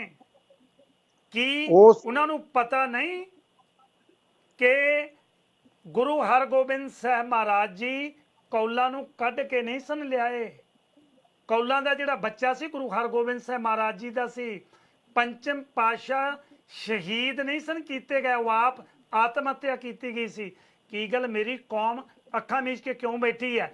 ਮੇਰਾ ਸਵਾਲ ਇੱਧਰ ਨਹੀਂ, ਅੱਜ ਮੇਰਾ ਸਵਾਲ ਇਹ ਹੈ ਕਿ ਤੁਸੀਂ ਸਵਾਲ ਇਹ ਉਠਾਇਆ ਹੈ, ਸਿੰਘ ਸਾਹਿਬ ਜਥੇਦਾਰ ਜਗਤਾਰ ਸਿੰਘ ਹਵਾਰਾ ਵੱਲੋਂ ਜਿਹੜੀ 5 ਮੈਂਬਰੀ ਕਮੇਟੀ ਬਣਾਈ ਗਈ ਹੈ, ਉਹਦੇ ਵਿੱਚ ਪ੍ਰਮੁੱਖ ਮੈਂਬਰ ਤੁਸੀਂ ਹੋ, ਕਿ ਅਕਾਲ ਤਖਤ ਸਾਹਿਬ ਜਿੱਥੇ ਤੁਸੀਂ ਉਹ ਚਿੱਠੀ ਨਾਲ ਦਿੱਤੀ ਹੈ, ਮੈਂ ਤੁਹਾਨੂੰ ਬੇਨਤੀ ਕਰ ਸਕਦਾ ਕਿ ਉਸ ਚਿੱਠੀ ਦੇ ਨਾਲ ਇਹ ਚਿੱਠੀ ਵੀ ਐਡ ਕਰੋ ਕਿ ਜਿਹਦਾ ਹਵਾਲਾ ਦੇ ਕੇ ਪ੍ਰਧਾਨ ਮੰਤਰੀ ਨੇ ਔਰ ਬਕਾਇਦਾ ਇਕਬਾਲ ਸਿੰਘ ਪਟਨੇ ਵਾਲੇ ਨੇ ਤਾਂ YouTube ਵੀ ਕੱਢ ਦਿੱਤੀ ਹੈ ਕਿ ਆਹ ਦੇਖੋ ਮੈਂ ਨਹੀਂ ਬੋਲ ਰਿਹਾ, ਲਵ ਤੇ ਕੁਛ ਸਾਨੂੰ ਗੁਰੂ ਗੋਬਿੰਦ ਸਿੰਘ ਜੀ ਪ੍ਰੂਵ ਕਰ ਰਹੇ ਨੇ। ਫਿਰ ਜ਼ਰੂਰੀ ਹੈ ਕਿ ਸਾਨੂੰ ਉਹਨਾਂ ਧਾਰਮਿਕ ਗ੍ਰੰਥਾਂ ਦੀ ਪੜਚੋਲ ਕਰਨ ਲਈ ਵੀ ਅਕਾਲ ਤਖਤ ਦੇ ਜਥੇਦਾਰ ਨੂੰ ਨਾਲ ਲਿਖਿਆ ਜਾਵੇ ਜਿੱਥੇ ਉਹਨਾਂ ਨੂੰ ਤਲਬ ਕੀਤਾ ਜਾਂਦਾ। ਕੀ ਕਹਿਣਾ ਚਾਹੋਗੇ ਇਹਦੇ ਬਾਅਦ? ਉਮੀਦ ਹੈ ਤਖਤ ਦੇ ਜਥੇਦਾਰ ਤੋਂ ਕੁਝ ਕਰਨਗੇ? ਮੈਂ ਤੁਹਾਨੂੰ ਇਹ ਗੱਲ ਸਪਸ਼ਟ ਕਰ ਦਿਆਂ ਜੀ ਕਿ ਪੰਥ ਦੇ ਕੋਲ ਸਭ ਤੋਂ ਵੱਡਾ ਦੁਖਾਂਤ ਇਹ ਰਿਹਾ ਹੈ ਜੀ ਕਿ ਸਾਡੇ ਜਿਹੜੇ ਜਥੇਦਾਰ, ਮੌਜੂਦਾ ਜਥੇਦਾਰ, ਇਸ ਤੋਂ ਪਹਿਲਾਂ ਦੇ ਜਥੇਦਾਰ ਜਿੰਨੇ ਵੀ ਆਏ ਨੇ, ਉਹਨਾਂ ਨੇ ਕੋਈ ਵੀ ਕਿਸੇ ਕਿਸਮ ਦੀ ਪੰਥ ਦੀ ਦੁਬਿਧਾ ਦਾ ਕੋਈ ਸਮਾਧਾਨ, ਕੋਈ ਹੱਲ ਨਹੀਂ ਕੱਢਿਆ ਜੀ। ਉਹ ਹਮੇਸ਼ਾ ਡੰਗ ਟਪਾਊ ਜਥੇਦਾਰ ਆਏ ਨੇ, ਉਹਨਾਂ ਨੇ ਉਹ ਕੰਮ ਕੀਤੇ ਸਾਡੇ ਜਥੇਦਾਰਾਂ ਨੇ ਜੋ ਉਹਨਾਂ ਦੇ ਸਿਆਸੀ ਆਕਾ ਉਹਨਾਂ ਕੋਲ ਕਰਵਾਉਂਦੇ ਰਹੇ। ਜੀ ਪੰਥ ਦੇ ਸਾਹਮਣੇ ਜਿਹੜਾ ਤੁਸੀਂ ਮਸਲਾ ਰੇਸ ਕਰ ਰਹੇ ਹੋ, ਇਹ ਮਸਲਾ ਕੋਈ ਅੱਜ ਦਾ ਨਹੀਂ ਹੈਗਾ। ਪੰਥ ਦੇ ਸਾਹਮਣੇ ਇਸ ਵੇਲੇ ਵੀ ਜੇ ਮੈਂ ਗੱਲ ਕਰਾਂ, ਜਿਹੜੇ ਕਾਰਜਕਾਰੀ ਜਥੇਦਾਰ ਹਰਪ੍ਰੀਤ ਸਿੰਘ ਇਸ ਵੇਲੇ 22 ਅਕਤੂਬਰ 2018 ਦੇ ਅਹੁਦਾ ਸੰਭਾਲ ਕੇ ਬੈਠੇ ਨੇ, ਜੀ ਜੀ ਜਥੇਦਾਰ ਹਰਪ੍ਰੀਤ ਸਿੰਘ ਹੋਣਾ ਦੇ ਇਸ 1 ਸਾਲ 10 ਮਹੀਨੇ ਦੇ ਕਾਰਜਕਾਲ ਦੇ ਦੌਰਾਨ ਅਨੇਕਾਂ ਪ੍ਰਕਾਰ ਦੀਆਂ ਸਮੱਸਿਆਵਾਂ ਲੈ ਕਰਕੇ ਲੋਕ ਉੱਥੇ ਪਹੁੰਚੇ। ਐਗਜ਼ਾਮਪਲ ਦੇ ਤੌਰ ਤੇ ਮੈਂ ਗੱਲ ਕਰਦਾ ਹਾਂ, ਜੀ ਦਿੱਲੀ ਕਮੇਟੀ ਦੇ ਮਨਜੀਤ ਸਿੰਘ ਜੀਕੇ ਅਤੇ ਪਰਮਜੀਤ ਸਿੰਘ ਸਰਨਾ ਨੇ ਜਥੇਦਾਰ ਹਰਪ੍ਰੀਤ ਸਿੰਘ ਨੂੰ ਜਾ ਕਰਕੇ ਇੱਕ ਸ਼ਿਕਾਇਤ ਕੀਤੀ ਕਿ ਮਨਜਿੰਦਰ ਸਿੰਘ ਸਿਰਸਾ ਨੇ ਸਕੂਲ ਦੇ ਫੰਡਾਂ ਦੇ ਵਿੱਚ ਬਹੁਤ ਵੱਡੀ ਘਪਲੇਬਾਜ਼ੀ ਕੀਤੀ ਹੈ, ਲਿਹਾਜ਼ਾ ਇੱਕ ਹਾਈ ਪਾਵਰ ਇਨਕੁਆਇਰੀ ਕਮੇਟੀ ਬਣਾਈ ਜਾਏ। ਔਰ ਦੇਖੋ ਤੁਸੀਂ, ਅੱਜ ਤੱਕ ਉਹ ਹਾਈ ਪਾਵਰ ਕਮੇਟੀ ਨਹੀਂ ਬਣੀ। ਫਿਰ ਅੱਗੇ ਮੈਂ ਚੱਲਦਾ ਅੱਗੇ, ਰਾਗੀ ਸਿੰਘਾਂ ਨੇ ਜਾ ਕਰਕੇ ਜਥੇਦਾਰ ਨੂੰ ਸ਼ਿਕਾਇਤ ਕੀਤੀ ਕਿ ਦਰਬਾਰ ਸਾਹਿਬ ਦੇ ਹੈਡ ਗ੍ਰੰਥੀ ਸਾਹਿਬ ਜਿਹੜੇ ਨੇ, ਉਹਨਾਂ ਦਾ ਵਤੀਰਾ ਰਾਗੀ ਸਿੰਘਾਂ ਦੇ ਪ੍ਰਤੀ ਠੀਕ ਨਹੀਂ। ਮੈਮੋਰੰਡਮ ਦੇ ਕੇ ਆਏ ਨੇ, 2 ਵਾਰ ਸ਼ਿਕਾਇਤਾਂ ਪਹੁੰਚ ਚੁੱਕੀਆਂ ਨੇ, ਅਜੇ ਤੱਕ ਕੋਈ ਹੱਲ ਨਹੀਂ। ਮੈਂ ਚੀਫ ਖਾਲਸਾ ਦੀਵਾਨ ਦੀ ਗੱਲ ਕਰਾਂ, ਚੀਫ ਖਾਲਸਾ ਦੀਵਾਨ ਦੇ ਮੈਂਬਰਾਂ ਨੇ ਜਾ ਕਰਕੇ ਜਥੇਦਾਰ ਹਰਪ੍ਰੀਤ ਸਿੰਘ ਉਹਨਾਂ ਕੋਲ ਸ਼ਿਕਾਇਤ ਕੀਤੀ ਕਿ ਚੀਫ ਖਾਲਸਾ ਦੀਵਾਨ ਦੇ ਵਿੱਚ ਬੇਅਮਰਤੀਏ ਮੈਂਬਰ ਬਣਾਏ ਜਾ ਰਹੇ ਨੇ। ਤੇ ਜਥੇਦਾਰ ਹਰਪ੍ਰੀਤ ਸਿੰਘ ਨੇ ਚੀਫ ਖਾਲਸਾ ਦੀਵਾਨ ਨੂੰ ਚਿੱਠੀ ਲਿਖੀ ਕਿ ਇਹਨਾਂ ਦਾ ਮੈਨੂੰ ਬਿਓਰਾ ਦਿੱਤਾ ਜਾਵੇ, ਸਾਰੇ ਮੈਂਬਰਾਂ ਦਾ, ਕਿ ਇਹਨਾਂ ਨੇ ਕਿੱਥੋਂ ਕਿੱਥੋਂ ਅੰਮ੍ਰਿਤ ਛਕਿਆ। ਮੈਨੂੰ ਗੱਲ ਕੰਪਲੀਟ ਕਰ ਲੈਂਦੇ ਹੋ। ਤੇ ਉਹਦੇ ਬਾਵਜੂਦ ਵੀ ਚੀਫ ਖਾਲਸਾ ਦੀਵਾਨ ਦੇ ਵਿੱਚ ਨਵੇਂ ਮੈਂਬਰਾਂ ਦੀ ਭਰਤੀ ਹੋ ਗਈ। ਜਥੇਦਾਰ ਅਕਾਲ ਤਖਤ ਸਾਇਲੈਂਟ ਨੇ, ਚੁੱਪ ਬੈਠੇ ਨੇ। ਇਹਦੇ ਇਲਾਵਾ ਅਨੇਕਾਂ ਹੋਰ ਸ਼ਿਕਾਇਤਾਂ ਪਹੁੰਚੀਆਂ ਤੇ ਜਿਹੜੀ ਹੁਣ ਇਸ ਵੇਲੇ ਉਹ ਇਨਕੁਆਇਰੀ ਜਥੇਦਾਰ ਜਿਹੜੇ ਹਰਪ੍ਰੀਤ ਸਿੰਘ ਨੇ ਉਹ ਕਰਵਾ ਰਹੇ ਨੇ 267 ਸਰੂਪਾਂ ਦੀ। ਉਹ 267 ਸਰੂਪਾਂ ਦੀ ਇਨਕੁਆਇਰੀ ਦਾ ਵੀ 17 ਅਗਸਤ ਨੂੰ ਡੈਡਲਾਈਨ ਹੈਗੀ ਹੈ, ਰਿਪੋਰਟ ਦੇਣੀ ਹੈ। ਲੇਕਿਨ ਰਿਪੋਰਟ ਤੋਂ ਪਹਿਲਾਂ ਜਥੇਦਾਰ ਹਰਪ੍ਰੀਤ ਸਿੰਘ ਜੀ ਉਹਨਾਂ ਨੇ ਇੱਕ ਗੱਲ ਕਹਿਤੀ ਕਿ ਇਹ 267 ਸਰੂਪ ਜਿਹੜੇ ਸੀਗੇ ਉਹਦੀ ਜਿਹੜੀ ਇਨਕੁਆਇਰੀ ਕਰਾਈ ਜਾ ਰਹੀ ਹੈ, ਦਰਅਸਲ 'ਚ ਇਹ ਸਰੂਪ ਪਹਿਲਾਂ ਕਦੀ ਪ੍ਰਿੰਟ ਹੀ ਨਹੀਂ ਕੀਤੇ ਗਏ। ਸੋ ਉਹਨਾਂ ਨੇ ਫੈਸਲਾ ਤਾਂ ਪਹਿਲਾਂ ਹੀ ਦੇ ਦਿੱਤਾ। ਸੋ ਤੁਸੀਂ ਇੱਕ ਛੋਟਾ ਜਿਹਾ ਸੈਂਪਲ ਵੇਖ ਕੇ ਦੇਖ ਸਕਦੇ ਹੋ ਕਿ 1 ਸਾਲ 10 ਮਹੀਨੇ ਦੇ ਦੌਰਾਨ ਕਿੰਨੀਆਂ ਕਮੇਟੀਆਂ ਬਣੀਆਂ, ਕਿੰਨੀਆਂ ਸ਼ਿਕਾਇਤਾਂ ਆਈਆਂ, ਲੇਕਿਨ ਕਿਸੇ ਵੀ ਮਸਲੇ ਦਾ ਹੱਲ ਨਹੀਂ ਹੋਇਆ। ਇਹ ਤਾਂ ਸਾਡੇ ਇੰਟਰਨਲ ਮਸਲੇ ਨੇ ਜਿਹੜਾ ਉੱਤੇ ਕਿਸੇ ਪ੍ਰਕਾਰ ਦੀ ਕੋਈ ਦੁਬਿਧਾ ਨਹੀਂ ਹੋ ਰਹੀ। ਇਹ ਤਾਂ ਮਸਲੇ ਹੱਲ ਹੋਣੇ ਚਾਹੀਦੇ ਸੀਗੇ, ਲੇਕਿਨ ਹੁਣ ਤੱਕ ਹੱਲ ਨਹੀਂ ਕੀਤੇ ਗਏ। ਇਸੇ ਤਰੀਕੇ ਨਾਲ ਜਿਹੜੇ ਪ੍ਰੈਡੀਸੈਸਰ ਸੀਗੇ, ਉਹਨਾਂ ਪ੍ਰੈਡੀਸੈਸਰਸ ਨੇ ਵੀ ਸੇਮ ਫਾਰਮੂਲਾ ਅਪਣਾਇਆ। ਉਹਨਾਂ ਨੇ ਅਕਾਲ ਤਖਤ ਤੇ ਆ ਕਰਕੇ ਜੋ ਉਹਨਾਂ ਦੇ ਆਕਾ ਨੇ ਕਹਿਤਾ ਉਹ ਕੰਮ ਕਰਤੇ। ਦਰਅਸਲ ਦੇ ਵਿੱਚ ਪ੍ਰੋਬਲਮ ਇਹ ਹੈਗੀ ਹੈ ਕਿ ਖਾਲਸਾ ਪੰਥ ਸ਼੍ਰੀ ਅਕਾਲ ਤਖਤ ਸਾਹਿਬ ਦੇ ਨਾਲ ਨਹੀਂ ਜੁੜਿਆ, ਬਲਕਿ ਸੰਪਰਦਾਵਾਂ ਤੇ ਡੇਰਿਆਂ ਦੇ ਨਾਲ ਜੁੜਿਆ। ਵੱਖ-ਵੱਖ ਡੇਰਿਆਂ ਨੇ, ਵੱਖ-ਵੱਖ ਸੰਪਰਦਾਵਾਂ ਨੇ, ਵੱਖ-ਵੱਖ ਟਕਸਾਲਾਂ ਨੇ ਸ਼੍ਰੀ ਅਕਾਲ ਤਖਤ ਸਾਹਿਬ ਦੀ ਸ਼ਕਤੀ ਦਾ ਜਿਹੜਾ ਹੈ ਡੀਸੈਂਟਰਲਾਈਜੇਸ਼ਨ ਕਰਤਾ ਹੈ। ਡੀਸੈਂਟਰਲਾਈਜੇਸ਼ਨ ਹੋਣ ਦੇ ਨਾਲ ਕੀ ਹੋਇਆ? ਡੀਸੈਂਟਰਲਾਈਜੇਸ਼ਨ ਹੋਣ ਦੇ ਨਾਲ ਕੀ ਹੋਇਆ ਕਿ ਹਰੇਕ ਨੇ ਆਪਣੀ ਆਪਣੀ ਮਰਿਆਦਾ ਚਲਾ ਲਈ, ਹਰੇਕ ਨੇ ਆਪਣਾ ਆਪਣਾ ਸਿਸਟਮ ਚਲਾ ਲਿਆ। तो अकाल तख्त साहब ਅਸੀਂ खुद आप कमजोर किया, जथेदारां ਨੂੰ ਅਸੀਂ कमजोर करता, क्योंकि पोलिटिकल सिस्टम इस प्रकार का बन गया है। तो जथेदारां ਜਿਹੜੀਆਂ सहूलतां देतियां गईयां, ਇਹ ਸਾਰੀਆਂ सहूलतां ਜਿਹੜੀਆਂ ਨੇ ਇਹਨਾਂ ਦੀ ਵੀਕਨੈਸਿਸ ਬਣ ਗਈਆਂ। जी मैं महसूस करता ਹਾਂ ਕਿ ਜਿਹੜੇ ਕੌਮੀ ਮਸਲੇ ਨੇ, ਉਹਨਾਂ ਕੌਮੀ ਮਸਲਿਆਂ ਦੇ ਉੱਤੇ ਜਥੇਦਾਰਾਂ ਨੇ ਕਦੀ ਫੋਕਸ ਨਹੀਂ ਕੀਤਾ, ਜਿਹਦਾ ਨਤੀਜਾ ਇਹ ਹੈਗਾ ਕਿ ਸਾਡੇ ਜਿਹੜੇ ਗ੍ਰੰਥਾਂ ਦੇ ਵਿੱਚ ਕੋਈ ਵਿਵਾਦਿਤ ਗੱਲਾਂ ਹੈਗੀਆਂ ਨੇ, ਉਹਨਾਂ ਦਾ ਸੋਲੂਸ਼ਨ नहीं दे सके। ਉਹਦਾ ਕਾਰਨ ਕੀ ਬਣਿਆ ਕਿ ਅੱਜ ਨਰਿੰਦਰ ਮੋਦੀ ਨੇ ਉਸ ਚੀਜ਼ ਦਾ ਪੂਰਾ ਫਾਇਦਾ ਉਠਾਇਆ। ਬਹੁਤ ਧੰਨਵਾਦ ਜੀ। ਪ੍ਰੋਫੈਸਰ ਸਾਹਿਬ, ਇੱਕ ਹੋਰ ਤੁਹਾਨੂੰ ਅਸੀਂ ਸਵਾਲ ਪੁੱਛਣਾ ਚਾਹੁੰਦੇ ਹਾਂ ਕਿ ਇਹੀ ਜਥੇਦਾਰ ਆਰਐਸਐਸ ਦੇ ਖਿਲਾਫ ਵੀ ਬੋਲੇ ਹਨ? ਪਹਿਲੀ ਵਾਰੀ ਹੋਇਆ? ਦੇਖੋ, ਮੈਂ ਇੱਕ ਗੱਲ ਸਪਸ਼ਟ ਕਰਾਂ ਜੀ। ਪਹਿਲੀ ਇਹਦੇ ਮੈਂ 2 ਆਨਸਰ ਦੇਣ ਲੱਗਾ ਜੀ। ਇੱਕ ਤਾਂ ਗੱਲ ਮੈਂ ਇਹ ਕਹਿਣਾ ਚਾਹਾਂਗਾ ਕਿ 5 ਅਗਸਤ ਵਾਲੇ ਦਿਨ ਜਦ ਉੱਥੇ ਅਯੋਧਿਆ ਦੇ ਵਿੱਚ ਰਾਮ ਜਨਮ ਭੂਮੀ ਦਾ ਉਹਨਾਂ ਨੇ ਇਨੋਗ੍ਰੇਸ਼ਨ ਕਰਨਾ ਸੀਗਾ, ਇਹ ਜਥੇਦਾਰ ਨਹੀਂ ਗਏ ਉੱਥੇ, ਸਿੱਖਾਂ ਦੇ ਆਗੂ ਨਹੀਂ ਗਏ, ਕਿਉਂਕਿ ਇਹਦੇ ਵਾਸਤੇ ਬੜਾ ਪ੍ਰੈਸ਼ਰ ਬਣ ਗਿਆ ਸੀਗਾ ਕਿ ਭਈ ਉੱਥੇ ਕੋਈ ਨਹੀਂ ਜਾਏਗਾ। ਲੇਕਿਨ ਹੈਰਾਨਗੀ ਦੀ ਗੱਲ ਹੈ ਕਿ ਕਾਰਜਕਾਰੀ ਜਥੇਦਾਰ ਹਰਪ੍ਰੀਤ ਸਿੰਘ ਜੀ ਨੇ ਉਹਨਾਂ ਨੂੰ ਵਧਾਈਆਂ ਦੇਤੀਆਂ। ਰਾਮ ਮੰਦਿਰ ਵਾਲਿਆਂ ਨੂੰ, ਦੇਸ਼ ਦੇ ਹਿੰਦੂਆਂ ਨੂੰ ਵਧਾਈਆਂ ਦਿੱਤੀਆਂ ਕਿ ਰਾਮ ਮੰਦਿਰ ਦੀ। ਮੈਂ ਇਦਾਂ ਸੋਚਦਾ ਹਾਂ ਕਿ ਇਹ ਵਧਾਈ ਦੇਣ ਦਾ ਉਹਨਾਂ ਨੂੰ ਲੋੜ ਤਾਂ ਪਈ ਕਿਉਂਕਿ ਉਹਨਾਂ ਨੇ ਆਪਣੀ ਐਬਸੈਂਸ ਨੂੰ ਕੰਡੋਨ ਕਰਨਾ ਸੀਗਾ। ਜਿੱਥੇ ਤੱਕ ਸਰਦਾਰ ਕੁਲਦੀਪ ਸਿੰਘ ਨੇ ਸਵਾਲ ਕੀਤਾ ਹੈ ਕਿ ਬਈ ਇਹ ਤਾਂ ਆਰਐਸਐਸ ਦੇ ਖਿਲਾਫ ਬੋਲ ਰਹੇ ਨੇ, ਮੈਂ ਇੱਕ ਗੱਲ ਕਲੀਅਰ ਕਰ ਦੇਣਾ ਚਾਹੁੰਦਾ ਕਿ ਪੰਜਾਬ ਦੇ ਵਿੱਚ ਬਾਦਲਾਂ ਦੀ ਪੰਥਕ ਏਜੰਡੇ ਤੋਂ ਜਿਹੜੀ ਗ੍ਰਿਪ ਹੈ ਉਹ ਖਤਮ ਹੋ ਚੁੱਕੀ ਹੈ। ਹੌਲੀ ਪੰਥਕ ਵੋਟ ਇਹਨਾਂ ਦੇ ਹੱਥੋਂ ਨਿਕਲ ਚੁੱਕੀ ਹੈ। ਬਾਦਲ ਦਲ ਪੋਲੀਟੀਕਲੀ ਅੱਜ ਮਾਰਜਨਲਾਈਜ਼ ਹੋ ਚੁੱਕੇ ਨੇ। ਮਾਰਜਨਲਾਈਜ਼ ਹੋਣ ਦੇ ਕਾਰਨ ਕੀ ਹੈਗਾ ਹੈ ਕਿ ਇਹਨਾਂ ਨੂੰ ਨਜ਼ਰ ਆ ਰਿਹਾ ਹੈ ਕਿ ਬਈ ਆਉਣ ਵਾਲੇ ਸਮੇਂ ਦੇ ਵਿੱਚ ਸਾਨੂੰ ਪੰਥਕ ਵੋਟ ਲੈਣੀ ਬਹੁਤ ਔਖੀ ਹੈ। ਹੁਣ ਉਧਰ ਬੀਜੇਪੀ ਨੂੰ ਪਤਾ ਹੈ, ਸੈਂਟਰ ਵਿੱਚ ਬੀਜੇਪੀ ਨੂੰ ਪਤਾ ਹੈ ਕਿ ਬਾਦਲ ਜਿਹੜੇ ਆਪਣੀ ਗਰਾਊਂਡ ਲੂਜ਼ ਕਰ ਚੁੱਕੇ ਨੇ। ਬੀਜੇਪੀ ਨੇ ਸੈਂਟਰ ਵਿੱਚ ਬੈਠ ਕੇ ਇੱਕ ਆਲਟਰਨੇਟਿਵ ਕ੍ਰੀਏਟ ਕਰ ਲਿਆ।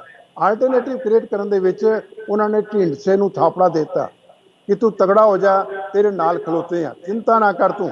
ਹੁਣ ਢੀਂਡਸਾ ਜਿਹੜਾ ਹੈ ਉਹ ਨਾਲ ਆਪਣੀ ਪਾਵਰ ਨੂੰ ਜਿਹੜਾ ਹੈ ਹੌਲੀ ਪੋਲੀਟੀਕਲ ਪਾਵਰ ਨੂੰ ਉਹ ਗਾਰਨਰ ਕਰ ਰਿਹਾ, ਇਕੱਠੀ ਕਰ ਰਿਹਾ। ਉਹ ਇਕੱਠੀ ਕਰਕੇ ਜਿਸ ਵੇਲੇ ਬਾਦਲਾਂ ਨੂੰ ਨਜ਼ਰ ਆਇਆ ਕਿ ਬਈ ਹੁਣ ਤਾਂ ਇੱਕ ਆਲਟਰਨੇਟਿਵ ਬਣਨ ਲੱਗਾ ਪੰਜਾਬ ਦੇ ਵਿੱਚ, ਔਰ ਉਹ ਵੀ ਸੈਂਟਰ ਦੀ ਬੈਕਿੰਗ ਦੇ ਉੱਤੇ ਬਣ ਰਿਹਾ। ਉਹਨਾਂ ਦੇ ਕੋਲ, ਬਾਦਲਾਂ ਦੇ ਕੋਲ ਜਿਹੜਾ ਟਰੰਪ ਕਾਰਡ ਹੈ ਉਹ ਅਕਾਲ ਤਖਤ ਹੈ। ਸੋ ਅਕਾਲ ਤਖਤ ਬੇਸਿਕਲੀ ਇੱਕ ਟੂਲ ਦੇ ਤੌਰ ਤੇ ਯੂਜ਼ ਕੀਤਾ ਜਾਂਦਾ ਹੈ ਕੋਈ ਪੋਲੀਟੀਸ਼ੀਅਨਸ ਵੱਲੋਂ।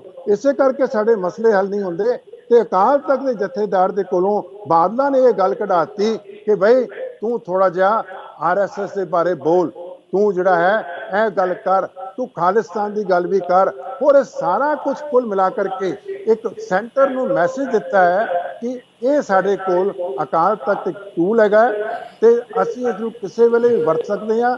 ਸੋ ਸ਼੍ਰੀ ਅਕਾਲ ਤਖਤ ਸਾਹਿਬ ਦਾ ਹਮੇਸ਼ਾ ਮੈਂ ਕਹਾਂਗਾ ਕਿ ਵਰਡ ਯੂਜ਼ ਕਰ ਰਹੇ ਹਾਂ, ਮਿਸਯੂਜ਼ ਕੀਤਾ ਜਾਂਦਾ ਰਿਹਾ ਹੈ। ਪੋਲੀਟੀਸ਼ੀਅਨਸ ਵੱਲੋਂ ਆਪਣੇ ਐਂਡਸ ਨੂੰ ਮੀਟ ਕਰਨ ਵਾਸਤੇ ਇਹ ਸਾਰਾ ਕੁਝ ਕਰਦੇ ਰਹੇ ਨੇ, ਜਿਹਦੇ ਕਰਕੇ ਜਿਹੜੇ ਕੌਮੀ ਮਸਲੇ ਸੀਗੇ, ਜਿਹੜੇ ਕਿ ਤੁਸੀਂ ਇਹ ਕੌਮੀ ਮਸਲੇ ਹੱਲ ਨਹੀਂ ਹੋ ਸਕੇ।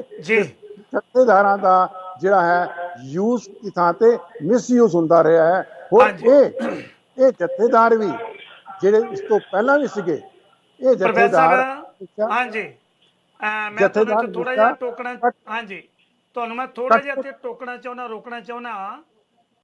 ਆਪਾਂ ਨੂੰ ਪਤਾ ਹੈ ਕਿ ਜਥੇਦਾਰ ਭਾਵੇਂ ਗੁਰਬਚਨ ਸਿੰਘ ਰਿਹਾ ਤੇ ਭਾਵੇਂ ਜਥੇਦਾਰ ਅੱਜ ਦਾ ਹੈ, ਸਾਨੂੰ ਪਤਾ ਹੈ ਕਿ ਇਹ ਕਠਪੁਤਲੀਆਂ ਉਹਨਾਂ ਮਾਲਕਾਂ ਦੀਆਂ ਨੇ ਜਿਨ੍ਹਾਂ ਨੇ ਇਹਨਾਂ ਲੋਕਾਂ ਨੂੰ ਅਕਾਲ ਤਖਤ ਦੀ ਸਰਵਉੱਚ ਜਿਹੜੀ ਸਾਡੀ ਸੰਸਥਾ ਹੈ ਉੱਥੇ ਬਿਠਾਇਆ ਹੈ ਕਿ ਤੁਸੀਂ ਜਿੰਨਾ ਸਿੱਖੀ ਦਾ ਨੁਕਸਾਨ ਕਰ ਸਕਦੇ ਹੋ ਕਰੋ, ਇਜਾਜ਼ਤ ਸਾਡੇ ਵੱਲੋਂ ਹੈ।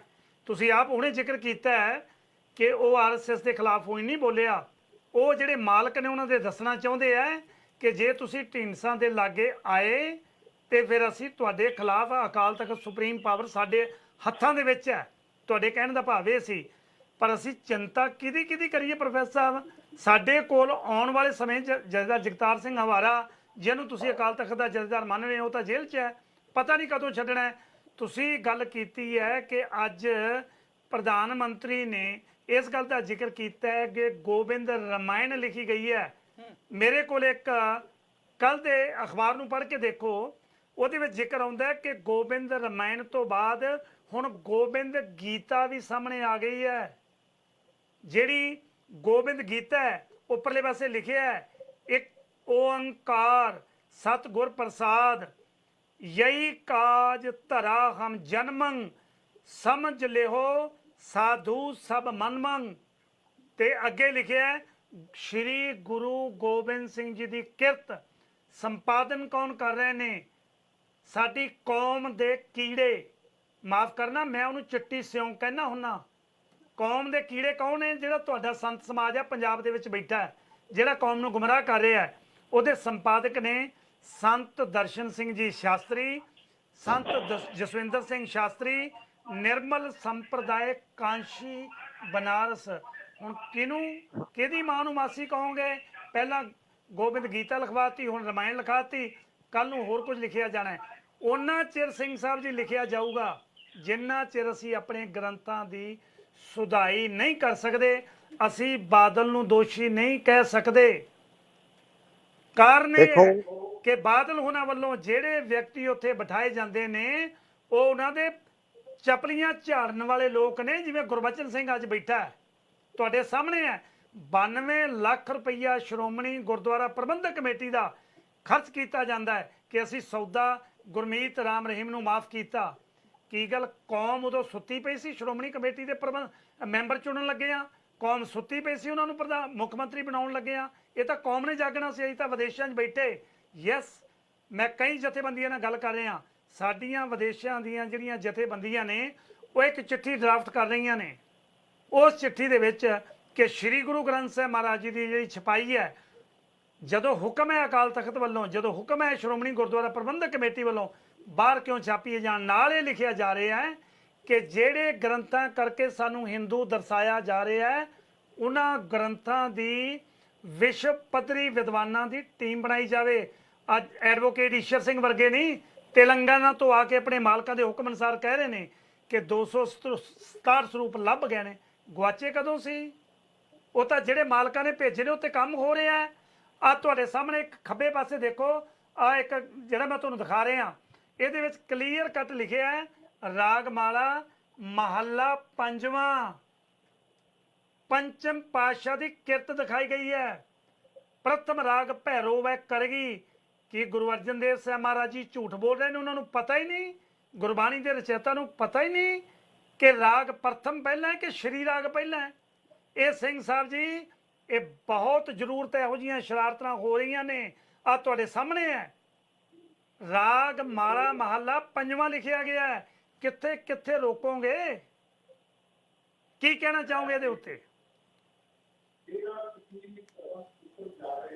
ਤੁਸੀਂ ਗੱਲ ਕੀਤੀ ਹੈ ਕਿ ਭਈ ਅਸੀਂ ਕੈਨੇਡਾ ਤੋਂ, ਵਿਦੇਸ਼ਾਂ ਤੋਂ ਅਸੀਂ ਇੱਕ ਚਿੱਠੀ ਲਿਖ ਕਰਕੇ ਸ਼੍ਰੀ ਅਕਾਲ ਤਖਤ ਸਾਹਿਬ ਦੇ ਜਥੇਦਾਰ ਤੱਕ ਪੁੱਛਦਾ ਕਰਨ ਲੱਗੇ ਆ ਕਿ ਜਿਹੜੀਆਂ ਗੱਲਾਂ ਸਿੱਖ ਗ੍ਰੰਥਾਂ ਦੇ ਵਿੱਚ, ਇਤਿਹਾਸ ਦੇ ਵਿੱਚ, ਸਰੋਤਾਂ ਦੇ ਵਿੱਚ ਗਲਤ ਢੰਗ ਦੇ ਨਾਲ ਪੇਸ਼ ਕੀਤੀਆਂ ਗਈਆਂ ਨੇ, ਜਿੱਥੇ ਕਿ ਸਾਡੇ ਨਿਆਰੇਪਨ ਨੂੰ ਸੱਟ ਵੱਜਦੀ ਪਈ ਹੈ, ਜਿੱਥੇ ਕਿ ਸਾਡੇ ਪਿਛੋਕੜ ਨੂੰ ਸੱਟ ਵੱਜਦੀ ਪਈ ਹੈ, ਉਸ ਨੂੰ ਦੀ ਦਰੁਸਤੀ ਕੀਤੀ ਜਾਏ, ਉਹ ਕਰੈਕਟ ਕੀਤੇ ਜਾਣ।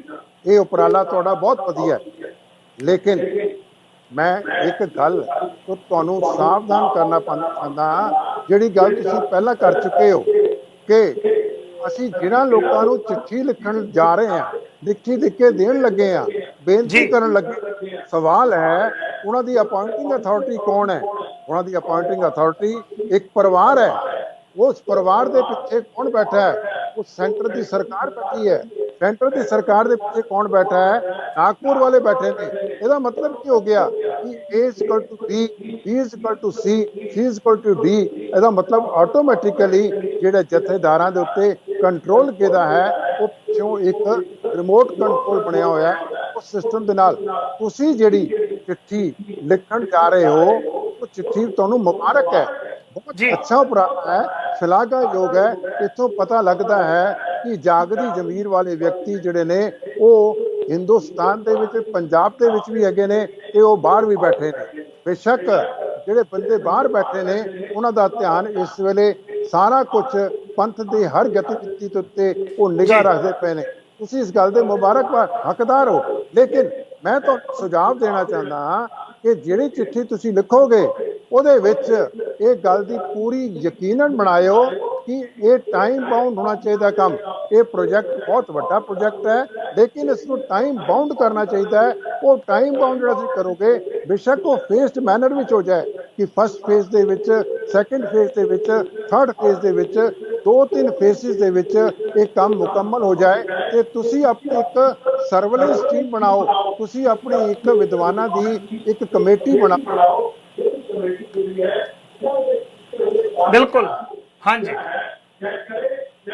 ਅੰਤ ਨੂੰ ਦੱਸੇ ਕਿ ਹਾਂ ਬਈ ਇਹ ਕੰਮ ਤਸੱਲੀ ਬਖਸ਼ ਹੈਗਾ ਹੈ ਜਾਂ ਤਸੱਲੀ ਬਖਸ਼ ਨਹੀਂ ਹੈਗਾ। ਸੋ ਕਹਿਣ ਤੋਂ ਮਤਲਬ ਹੈ ਕਿ ਤੁਸੀਂ ਇੱਕ ਵਾਚ ਡੌਗ ਦੇ ਤੌਰ ਦੇ ਉੱਤੇ ਇਸ ਨੂੰ ਸਾਰਾ ਕੁਝ ਫੋਲੋ ਅਪ ਕਰੋ, ਕਿਉਂਕਿ ਸ਼੍ਰੀ ਅਕਾਲ ਤਖਤ ਸਾਹਿਬ ਦੇ ਉੱਤੇ ਆਏ ਹੋਏ ਮੁੱਦੇ ਕਦੀ ਵੀ ਸੋਲਵ ਨਹੀਂ ਕੀਤੇ ਜਾਂਦੇ, ਉਹਨਾਂ ਨੂੰ ਜੀ ਬਿਲਕੁਲ। ਕੋਲਡ ਸਟੋਰੇਜ ਵਿੱਚ ਪਾ ਦਿੱਤਾ ਜਾਂਦਾ ਹੈ।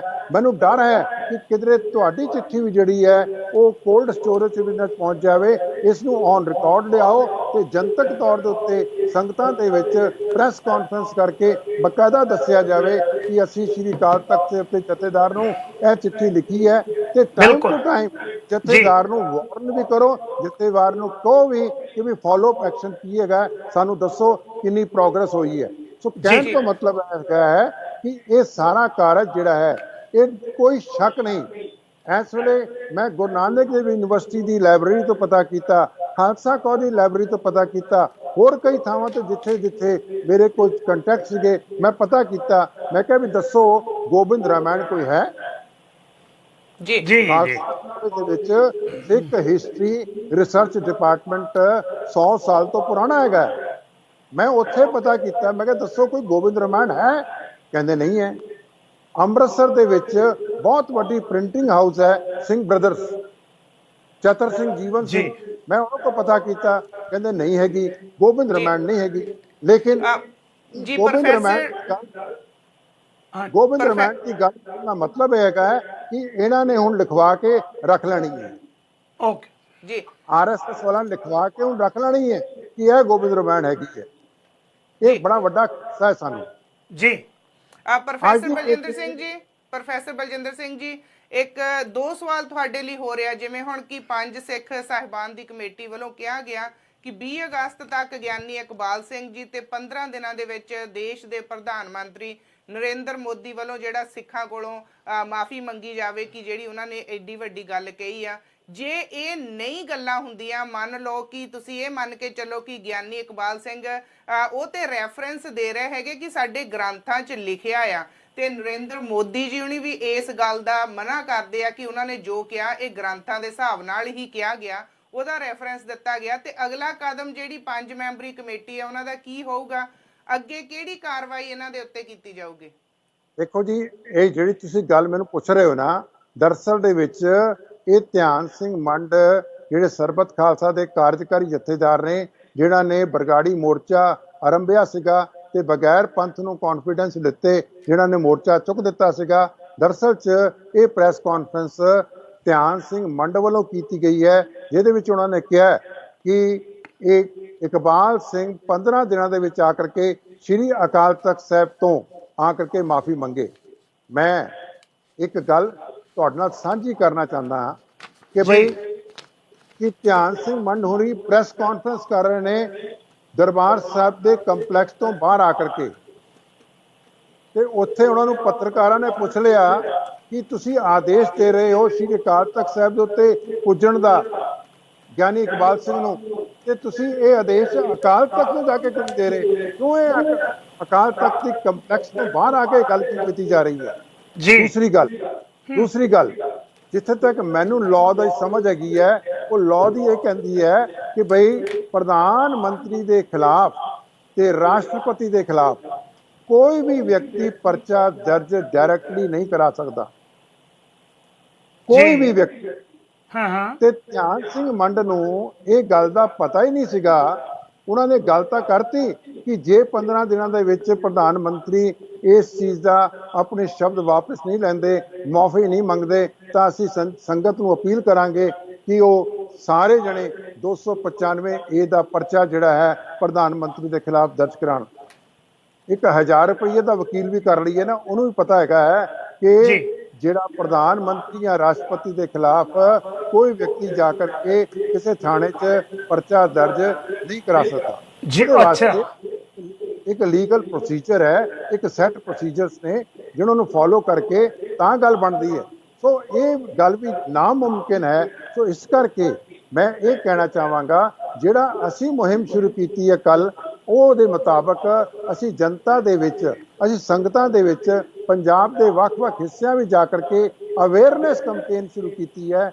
ਉਹ ਅਵੇਅਰਨੈਸ ਕੈਂਪੇਨ ਦੇ ਵਿੱਚ ਕੀ ਹੈ ਕਿ ਸਿੱਖ ਇੱਕ ਵੱਖਰੀ ਕੌਮ ਹੈ। ਸਾਡੀ ਬੰਸਾਵਲੀ, ਮੈਂ ਗੱਲ ਕਲੀਅਰ ਕਰਨਾ ਚਾਹੁੰਦਾ ਤੁਹਾਡੇ ਚੈਨਲ ਤੋਂ, ਸਾਡੀ ਬੰਸਾਵਲੀ ਜਿਹੜੀ ਹੈ ਉਹ ਨਨਕਾਣਾ ਸਾਹਿਬ ਤੋਂ ਸ਼ੁਰੂ ਹੁੰਦੀ ਹੈ।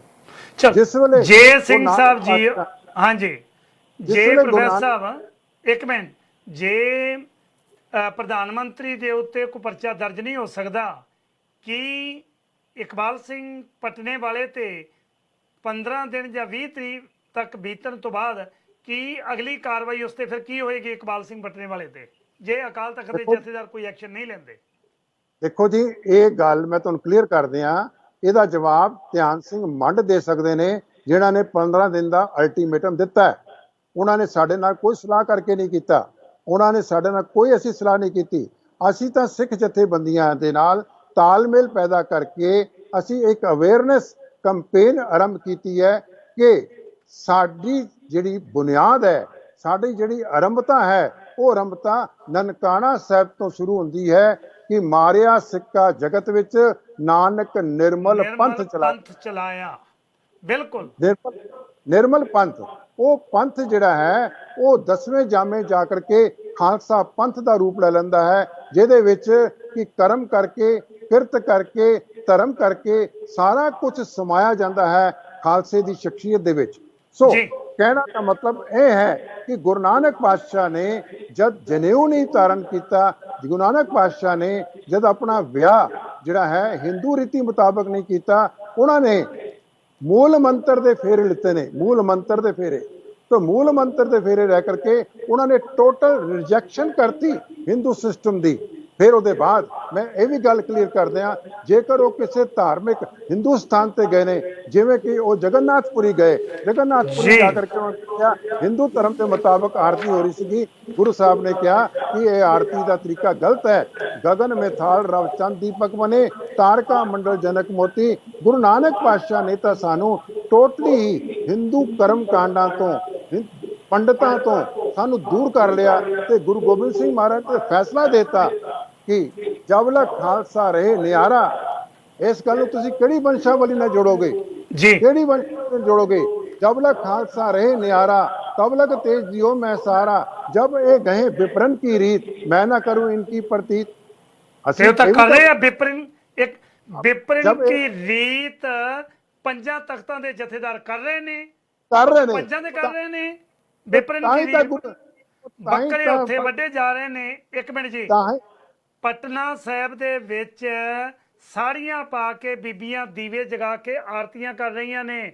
ਹਜੂਰ ਸਾਹਿਬ ਦੇ ਵਿੱਚ ਬੱਕਰੇ ਦੀ ਬਲੀ ਦਿੱਤੀ ਜਾ, ਵਿਪਰਨ ਕੀ ਰੀਤ ਇਹ ਕਰ ਰਹੇ ਨੇ। ਜੇ ਕੱਲ ਕਿਸੇ ਪ੍ਰਿੰਸੀਪਲ ਨੇ ਘਰੇ ਬੱਚਾ ਅੰਡੇ ਬਣਾਉਂਦਾ ਜਾਂ ਮੀਟ ਬਣਾਉਂਦਾ, ਉਹਦੇ ਘਰ ਦੇ ਵਿੱਚੋਂ ਆ ਜਿਹੜੇ ਤੁਹਾਡੇ ਤੁਰੇ ਫਿਰਦੇ ਆ ਡਾਂਗਾਂ ਵਾਲੇ, ਉੱਥੇ ਭਾਈ ਬੜੀਆਂ ਡਾਂਗਾਂ ਕਮੇਟੀਆਂ ਬਣੀਆਂ ਹੋਈਆਂ ਨੇ ਉੱਥੇ, ਉਹ ਚੱਕ ਕੇ ਗੁਰੂ ਗ੍ਰੰਥ ਸਾਹਿਬ ਦੇ ਸਰੂਪ ਲੈ ਕੇ ਵੀ ਅੰਡਾ ਮੱਛੀ ਕਿਉਂ ਖਾਂਦੇ ਹੋ? ਮੈਨੂੰ ਇਹ ਦੱਸੋ, ਸਿੱਖ ਰਹਿਤ ਮਰਿਆਦਾ 'ਚ ਕਲੀਅਰ ਲਿਖਿਆ ਕਿ ਤੁਸੀਂ ਹਲਾਲ ਨਹੀਂ ਖਾ ਸਕਦੇ। ਉੱਥੇ ਤਾਂ ਹਰ ਵਿਅਕਤੀ ਪੰਥ ਦਾ ਜਥੇਦਾਰ ਬਣਿਆ ਫਿਰਦਾ। ਕੌਣ ਕਰੇਗਾ ਇਹਦਾ ਫੈਸਲਾ? ਤੁਹਾਡਾ ਬਹੁਤ ਬਹੁਤ ਧੰਨਵਾਦ, ਤੁਸੀਂ ਸਮਾਂ ਕੱਢਿਆ। ਤੁਹਾਡੇ ਤੋਂ ਬੜੀਆਂ ਉਮੀਦਾਂ ਨੇ।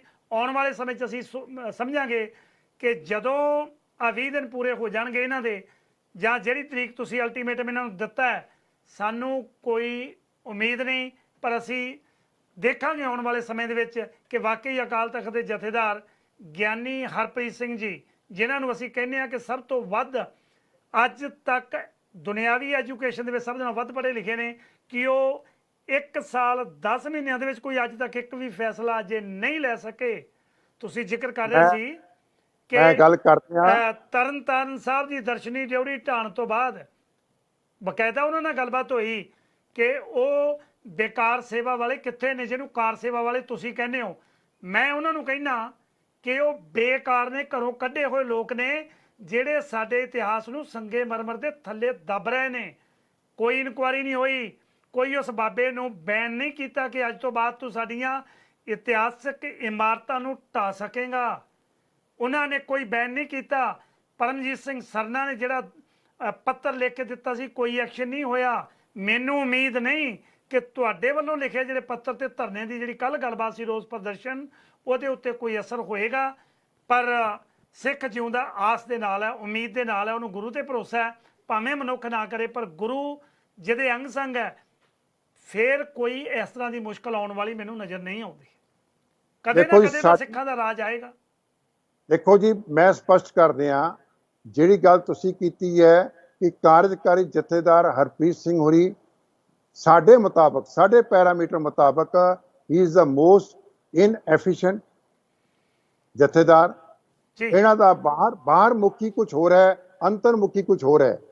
ਸੋ ਜਦ ਤੱਕ ਸਾਡਾ ਅੰਤਰਮੁਖੀ ਤੇ ਬਾਹਰਮੁਖੀ ਇੱਕੋ ਜਿਹਾ ਪੰਥਕ ਨਹੀਂ ਬਣਦਾ, ਤਦ ਜੀ। ਤੱਕ ਸਾਡੇ ਮਸਲੇ ਹੱਲ ਨਹੀਂ ਹੋਣੇ। ਕਿਉਂਕਿ ਜਿਹੜਾ ਬਾਹਰਮੁਖੀ ਹੈ ਉਹ ਧਾਰਮਿਕ ਹੈ, ਅੰਤਰਮੁਖੀ ਜਿਹੜਾ ਹੈ ਉਹ ਸਾਡੇ ਧੜਿਆਂ ਨਾਲ ਬਚਿਆ ਹੋਇਆ ਹੈ। ਇਸ ਜੀ। ਕਰਕੇ ਜਥੇਦਾਰ ਜਿਹੜੇ ਨੇ ਸਾਨੂੰ ਜਿਹੜਾ ਹੈ ਕਿਸੇ ਪ੍ਰਕਾਰ ਦਾ ਕੌਮੀ ਇਨਸਾਫ ਨਹੀਂ ਦੇ ਸਕਦੇ।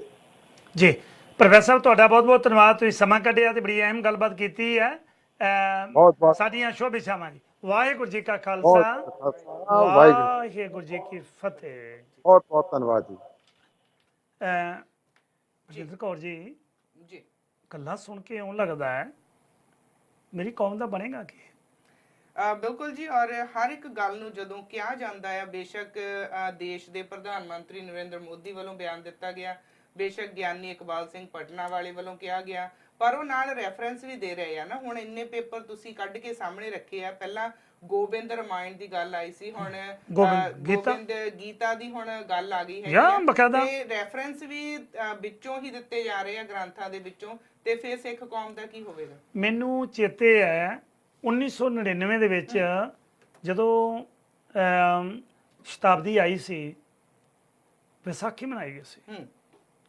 1999 300 ਸਾਲਾ ਸ਼ਤਾਬਦੀ ਮੌਕੇ ਮੈਨੂੰ ਯਾਦ ਹੈ ਕਿ ਤਕਰੀਬਨ ਖਾਲਸਾ ਪੰਥ ਦੀ ਇਸ ਸੈਲੀਬ੍ਰੇਸ਼ਨ ਦੇ ਲਈ 100 ਕਰੋੜ ਰੁਪਈਆ ਜਾਰੀ ਕੀਤਾ ਗਿਆ ਸੀ। ਉਹ 100 ਕਰੋੜ ਕਾਹਤੇ ਲੱਗਾ? ਇਹਨਾਂ ਕੰਮਾਂ ਤੇ ਲੱਗਾ ਕਿ ਤੁਹਾਡੇ ਗ੍ਰੰਥਾਂ ਨੂੰ ਵਿਗਾੜਨਾ ਕਿਵੇਂ ਹੈ, ਔਰ ਉਹ ਕੰਮ ਕਰ ਰਹੇ ਨੇ। ਆ ਜਿਹੜੀ ਗੋਬਿੰਦ ਗੀਤਾ ਹੈ, ਗੈਸ ਵਾਟ ਕਿ ਦਾ ਮੁੱਖਬੰਦ ਕਿਹਨੇ ਰੱਖਿਆ? ਅਗਿਆਨੀ ਇਕਬਾਲ ਸਿੰਘ ਦਾ ਲਿਖਿਆ ਹੋਇਆ ਮੁੱਖਬੰਦ ਹੈ ਇਸ ਕਿਤਾਬ ਦਾ। ਕਿਹਨੂੰ ਤੁਸੀਂ ਕਹੋਗੇ, ਕਿਹਨੂੰ ਦੋਸ਼ੀ ਮੰਨੋਗੇ? ਕਿਤੇ ਨਾ ਕਿਤੇ ਕੁਲਦੀਪ ਸਿੰਘ ਜੀ, ਲੋਕੀ ਹੁਣ ਜਦੋਂ ਅਸੀਂ ਗੱਲ ਕਰਦੇ ਆ, ਸਾਡੇ ਨਾਲ ਲੋਕੀ ਪੂਰੀ ਦੁਨੀਆ ਤੋਂ ਜੁੜੇ ਹੋਏ ਨੇ, ਚੈਨਲ ਦੇ ਰਾਹੀਂ ਦੇਖ ਰਹੇ ਨੇ, ਪੂਰੇ USA ਦੀ ਧਰਤੀ 'ਚ, ਕੈਨੇਡਾ 'ਚ, ਔਰ ਪੰਜਾਬ ਤੋਂ ਵੀ ਜਾਂ ਹੋਰਾਂ ਮੁਲਕਾਂ ਤੋਂ ਵੀ ਫੇਸਬੁੱਕ ਰਾਹੀਂ ਜੁੜੇ ਨੇ।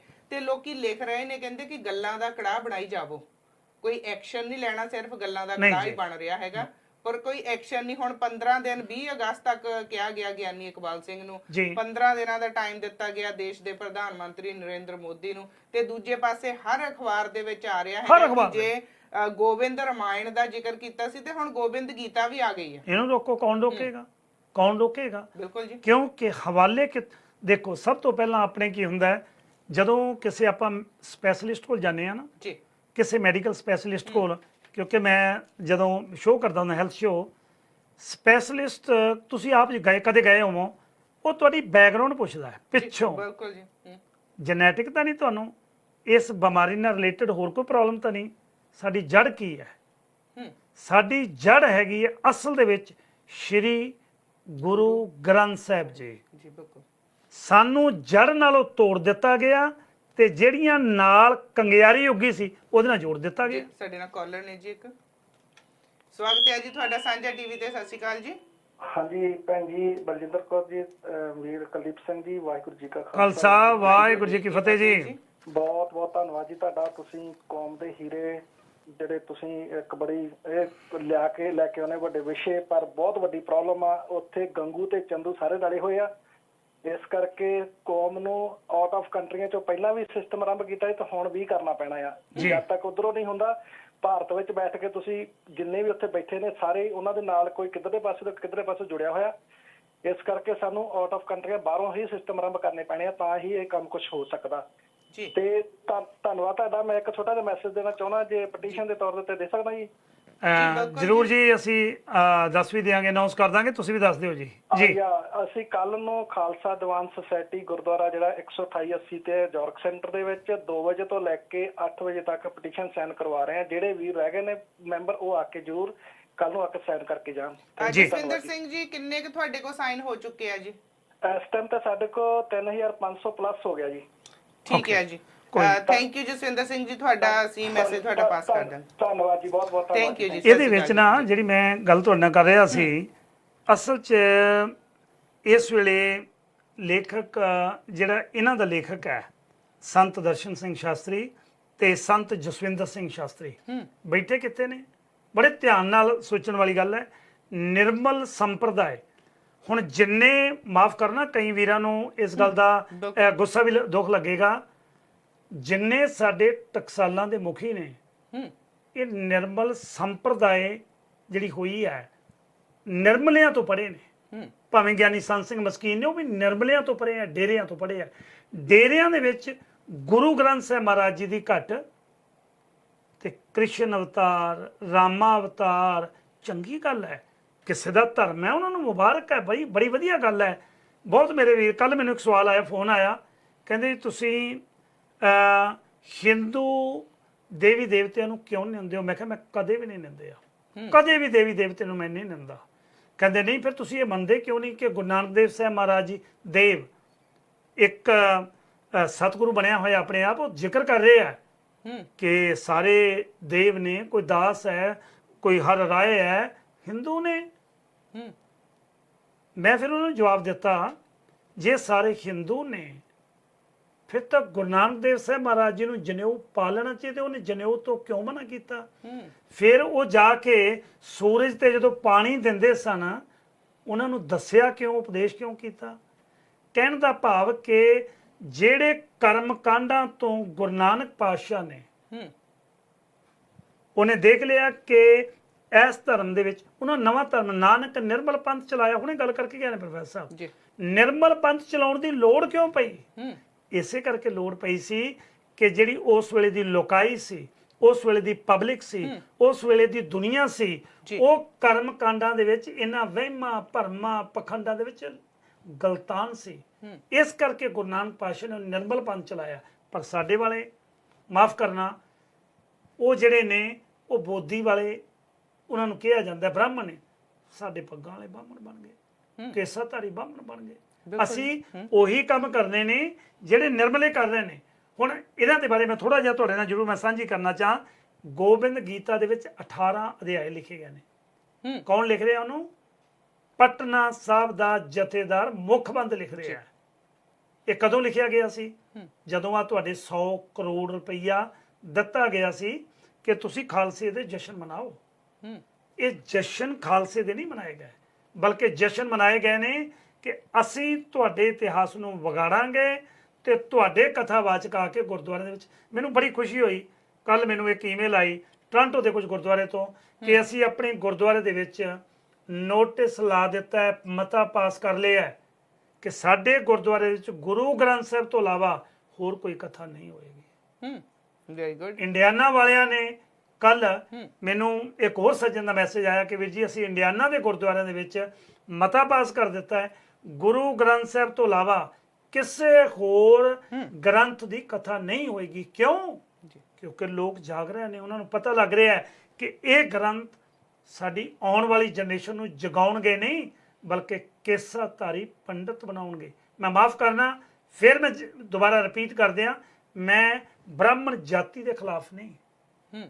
ਜਿਹੜੀਆਂ ਮਨੂ ਸਿਮਰਤੀਆਂ ਲਿਖੀਆਂ ਨੇ, ਕਦੇ ਪੜ੍ਹ ਕੇ ਦੇਖੋ ਉਹਨਾਂ ਨੂੰ ਜੀ, ਬਿਲਕੁਲ ਧਿਆਨ ਨਾਲ ਪੜ੍ਹ ਕੇ ਦੇਖੋ ਕਿਵੇਂ ਕੰਨਾਂ ਦੇ ਵਿੱਚ ਸਿੱਕਾ ਢਾਲਿਆ ਜਾਂਦਾ ਸੀ, ਕਿਵੇਂ ਔਰਤ ਨੂੰ ਪੈਰ ਦੀ ਜੁੱਤੀ ਦੱਸਿਆ ਜਾਂਦਾ ਸੀ। ਬਿਲਕੁਲ ਜੀ। ਆ ਹਰੀ ਸਿਉ ਵਰਗੇ ਇਸੇ ਕਰਕੇ ਪਵਿੱਤਰ ਕਹਿ ਰਹੇ ਨਾ, ਸਾਡੇ ਆਪਣੇ ਸਾਧ ਸਤੀ ਕਰ ਦਿੱਤਾ ਜਾਂਦਾ ਸੀ ਨਾਲ ਹੀ। ਇਸੇ ਕਰਕੇ ਕੀਤਾ ਜਾਂਦਾ ਸੀ। ਔਰਤ ਨੂੰ ਕਿਉਂ, ਮਰਦ ਨੂੰ ਕਿਉਂ ਨਹੀਂ? ਯਾਰ ਜਦੋਂ ਔਰਤ ਮਰਦੀ ਆ ਤੇ ਉਹ ਦੁਨੀਆ ਤੋਂ ਜਾਂਦੀ ਆ ਤੇ ਮਰਦ ਨੂੰ ਕਿਉਂ ਨਹੀਂ ਨਾਲ ਹੀ ਸਤੀ ਕੀਤਾ ਜਾਂਦਾ ਉਸੇ ਜਗ੍ਹਾ ਤੇ? ਅਸਲ ਦੇ ਵਿੱਚ ਇਹ ਚੀਜ਼ਾਂ ਸਾਡੇ ਲਈ ਜਾਗਰਤ ਕਰਨੀਆਂ ਬਹੁਤ ਜ਼ਰੂਰੀ ਨੇ। ਅਸੀਂ ਜਾਗੀਏ, ਸਾਡੀ ਡਿਊਟੀ ਹੈ ਕਿ ਮੀਡੀਆ ਦੇ ਰਾਹੀਂ ਜਿਹੜਾ ਸੱਚ ਹੈ ਉਹ ਲੋਕਾਂ ਤੱਕ ਲੈ ਕੇ ਆਈਏ। ਬਾਕੀ ਲੋਕਾਂ ਦੇ ਉੱਤੇ ਡਿਪੈਂਡ ਕਰਦਾ ਹੈ, ਦਰਸ਼ਕਾਂ ਦੇ ਉੱਤੇ ਡਿਪੈਂਡ ਕਰਦਾ ਹੈ ਤੁਸੀਂ ਕਿੱਧਰ ਨੂੰ ਜਾਣਾ ਹੈ, ਤੁਸੀਂ ਕਿਹਨੂੰ ਮੰਨਣਾ ਹੈ। ਜੇ ਏਕਾ ਬਾਣੀ ਇੱਕ ਗੁਰ ਇੱਕੋ ਸ਼ਬਦ ਵਿਚਾਰ ਦੀ ਗੱਲ ਕਰ ਰਹੇ ਹਾਂ ਤੇ ਫਿਰ ਮੇਰਾ ਖਿਆਲ ਹੈ ਧੰਨ ਧੰਨ ਸ਼੍ਰੀ ਗੁਰੂ ਗ੍ਰੰਥ ਸਾਹਿਬ ਮਹਾਰਾਜ ਜੀ ਤੋਂ ਇਲਾਵਾ ਸਾਡੇ ਲਈ ਹੋਰ ਸਾਰਾ ਕੁਝ ਵੀ ਨਹੀਂ ਹੈ। ਕੂੜ ਕਬਾੜ ਹੈ, ਉਹਦਾ ਰੈਫਰੈਂਸ ਨਾ ਦਈਏ, ਰੈਫਰੈਂਸ ਜੇ ਦੇਣਾ ਗੁਰਬਾਣੀ ਦੇ ਵਿੱਚੋਂ ਦਈਏ। ਤੇ ਬਹੁਤ ਬਹੁਤ ਧੰਨਵਾਦ, ਤੁਸੀਂ ਅੱਜ ਦੇ ਪ੍ਰੋਗਰਾਮ ਦੇ ਵਿੱਚ ਬੜੀ ਵਧੀਆ ਗੱਲਬਾਤ ਹੋਈ ਹੈ ਤੇ ਸਾਡੇ ਦਰਸ਼ਕਾਂ ਦਾ ਬਹੁਤ ਬਹੁਤ ਧੰਨਵਾਦ। ਥੈਂਕ ਯੂ ਕੁਲਦੀਪ ਸਿੰਘ ਜੀ ਤੁਹਾਡਾ, ਤੇ ਧੰਨਵਾਦ ਕਿ ਤੁਸੀਂ ਆਪਣਾ ਸਮਾਂ ਦਿੱਤਾ। ਸਤਿ ਸ਼੍ਰੀ ਅਕਾਲ ਜੀ। ਬਿਲਕੁਲ ਜੀ, ਇਹ ਸਨ ਮੇਰੇ ਨਾਲ ਕੁਲਦੀਪ ਸਿੰਘ ਜੀ, ਜਿਹੜੇ ਸਾਡੇ ਨਾਲ ਮੰਗਲਵਾਰ ਤੇ ਸ਼ੁੱਕਰਵਾਰ 2 ਦਿਨ ਆਉਂਦੇ ਨੇ 11 ਵਜੇ ਤੋਂ ਲੈ ਕੇ 12 ਵਜੇ ਤੱਕ। ਹਮੇਸ਼ਾ ਹੀ ਬੜੇ ਵਧੀਆ ਮੁੱਦੇ ਸਾਡੇ ਕੋਲ ਹੁੰਦੇ ਨੇ, ਸੋ ਜੁੜਿਆ ਕਰੋ, ਤੁਸੀਂ ਵੀ ਆਪਣੇ ਵਿਚਾਰ ਦਿਆ ਕਰੋ। ਤੇ ਇੱਕ ਇਨਫੋਰਮੇਸ਼ਨ ਦੇਣਾ ਚਾਹੁੰਦੀ ਹਾਂ ਕਿ ਸੁਖੀ ਬਾਠ ਮੋਟਰਸ ਦੀ ਪੂਰੀ ਟੀਮ ਵੱਲੋਂ ਸੂਚਿਤ ਕੀਤਾ ਜਾਂਦਾ ਕਿ 16 ਅਗਸਤ ਨੂੰ ਇਹਨਾਂ ਨੇ ਇੱਕ ਭੈਣਾਂ ਦੇ ਲਈ ਮੇਲਾ ਤੀਆਂ ਦਾ ਰੱਖਿਆ ਸੀ, ਉਹ ਪੋਸਟਪੋਨ ਕਰ ਦਿੱਤਾ ਗਿਆ ਕਿਉਂਕਿ ਸਾਡੇ ਆਪਣੇ ਸ਼ਹਿਰ ਦੇ ਵਿੱਚ, ਸਾਡੇ ਆਪਣੇ ਮੁਲਕ ਦੇ ਵਿੱਚ ਬਹੁਤ ਸਾਰੇ ਕਰੋਨਾ ਦੇ ਕੇਸ ਵੱਧ ਰਹੇ ਨੇ। ਸੋ ਸਾਰਿਆਂ ਦੀ ਸੇਫਟੀ ਨੂੰ ਧਿਆਨ 'ਚ ਰੱਖਦੇ ਹੋਏ ਇਹ ਜਿਹੜਾ ਮੇਲਾ ਪੋਸਟਪੋਨ ਕਰ ਦਿੱਤਾ ਗਿਆ। ਅਗਲੀ ਜਾਣਕਾਰੀ ਜਦੋਂ ਵੀ ਆਏਗੀ, ਤਰੀਕ ਜਦੋਂ ਵੀ ਅਨਾਉਂਸ ਕੀਤੀ ਜਾਵੇਗੀ, ਤੁਹਾਨੂੰ ਜ਼ਰੂਰ ਦੱਸਾਂਗੇ। ਖਬਰਸਾਰ ਵਿੱਚ ਮੇਰਾ ਤੁਹਾਡੇ ਨਾਲ ਸੋਮਵਾਰ ਤੋਂ ਲੈ ਕੇ ਸ਼ੁੱਕਰਵਾਰ ਤੱਕ ਸਾਥ ਹੁੰਦਾ ਹੈ ਤੇ ਹੁਣ ਸੋਮਵਾਰ ਫੇਰ ਮਿਲਦੇ ਆ। ਤਦ ਤੱਕ ਤੁਸੀਂ ਰੱਖਿਓ ਖਿਆਲ। ਮੇਰੇ ਵੱਲੋਂ ਦੇਖ ਰਹੇ ਸਾਰੇ ਹੀ ਪਰਿਵਾਰਾਂ ਨੂੰ ਸਤਿ ਸ਼੍ਰੀ ਅਕਾਲ ਜੀ।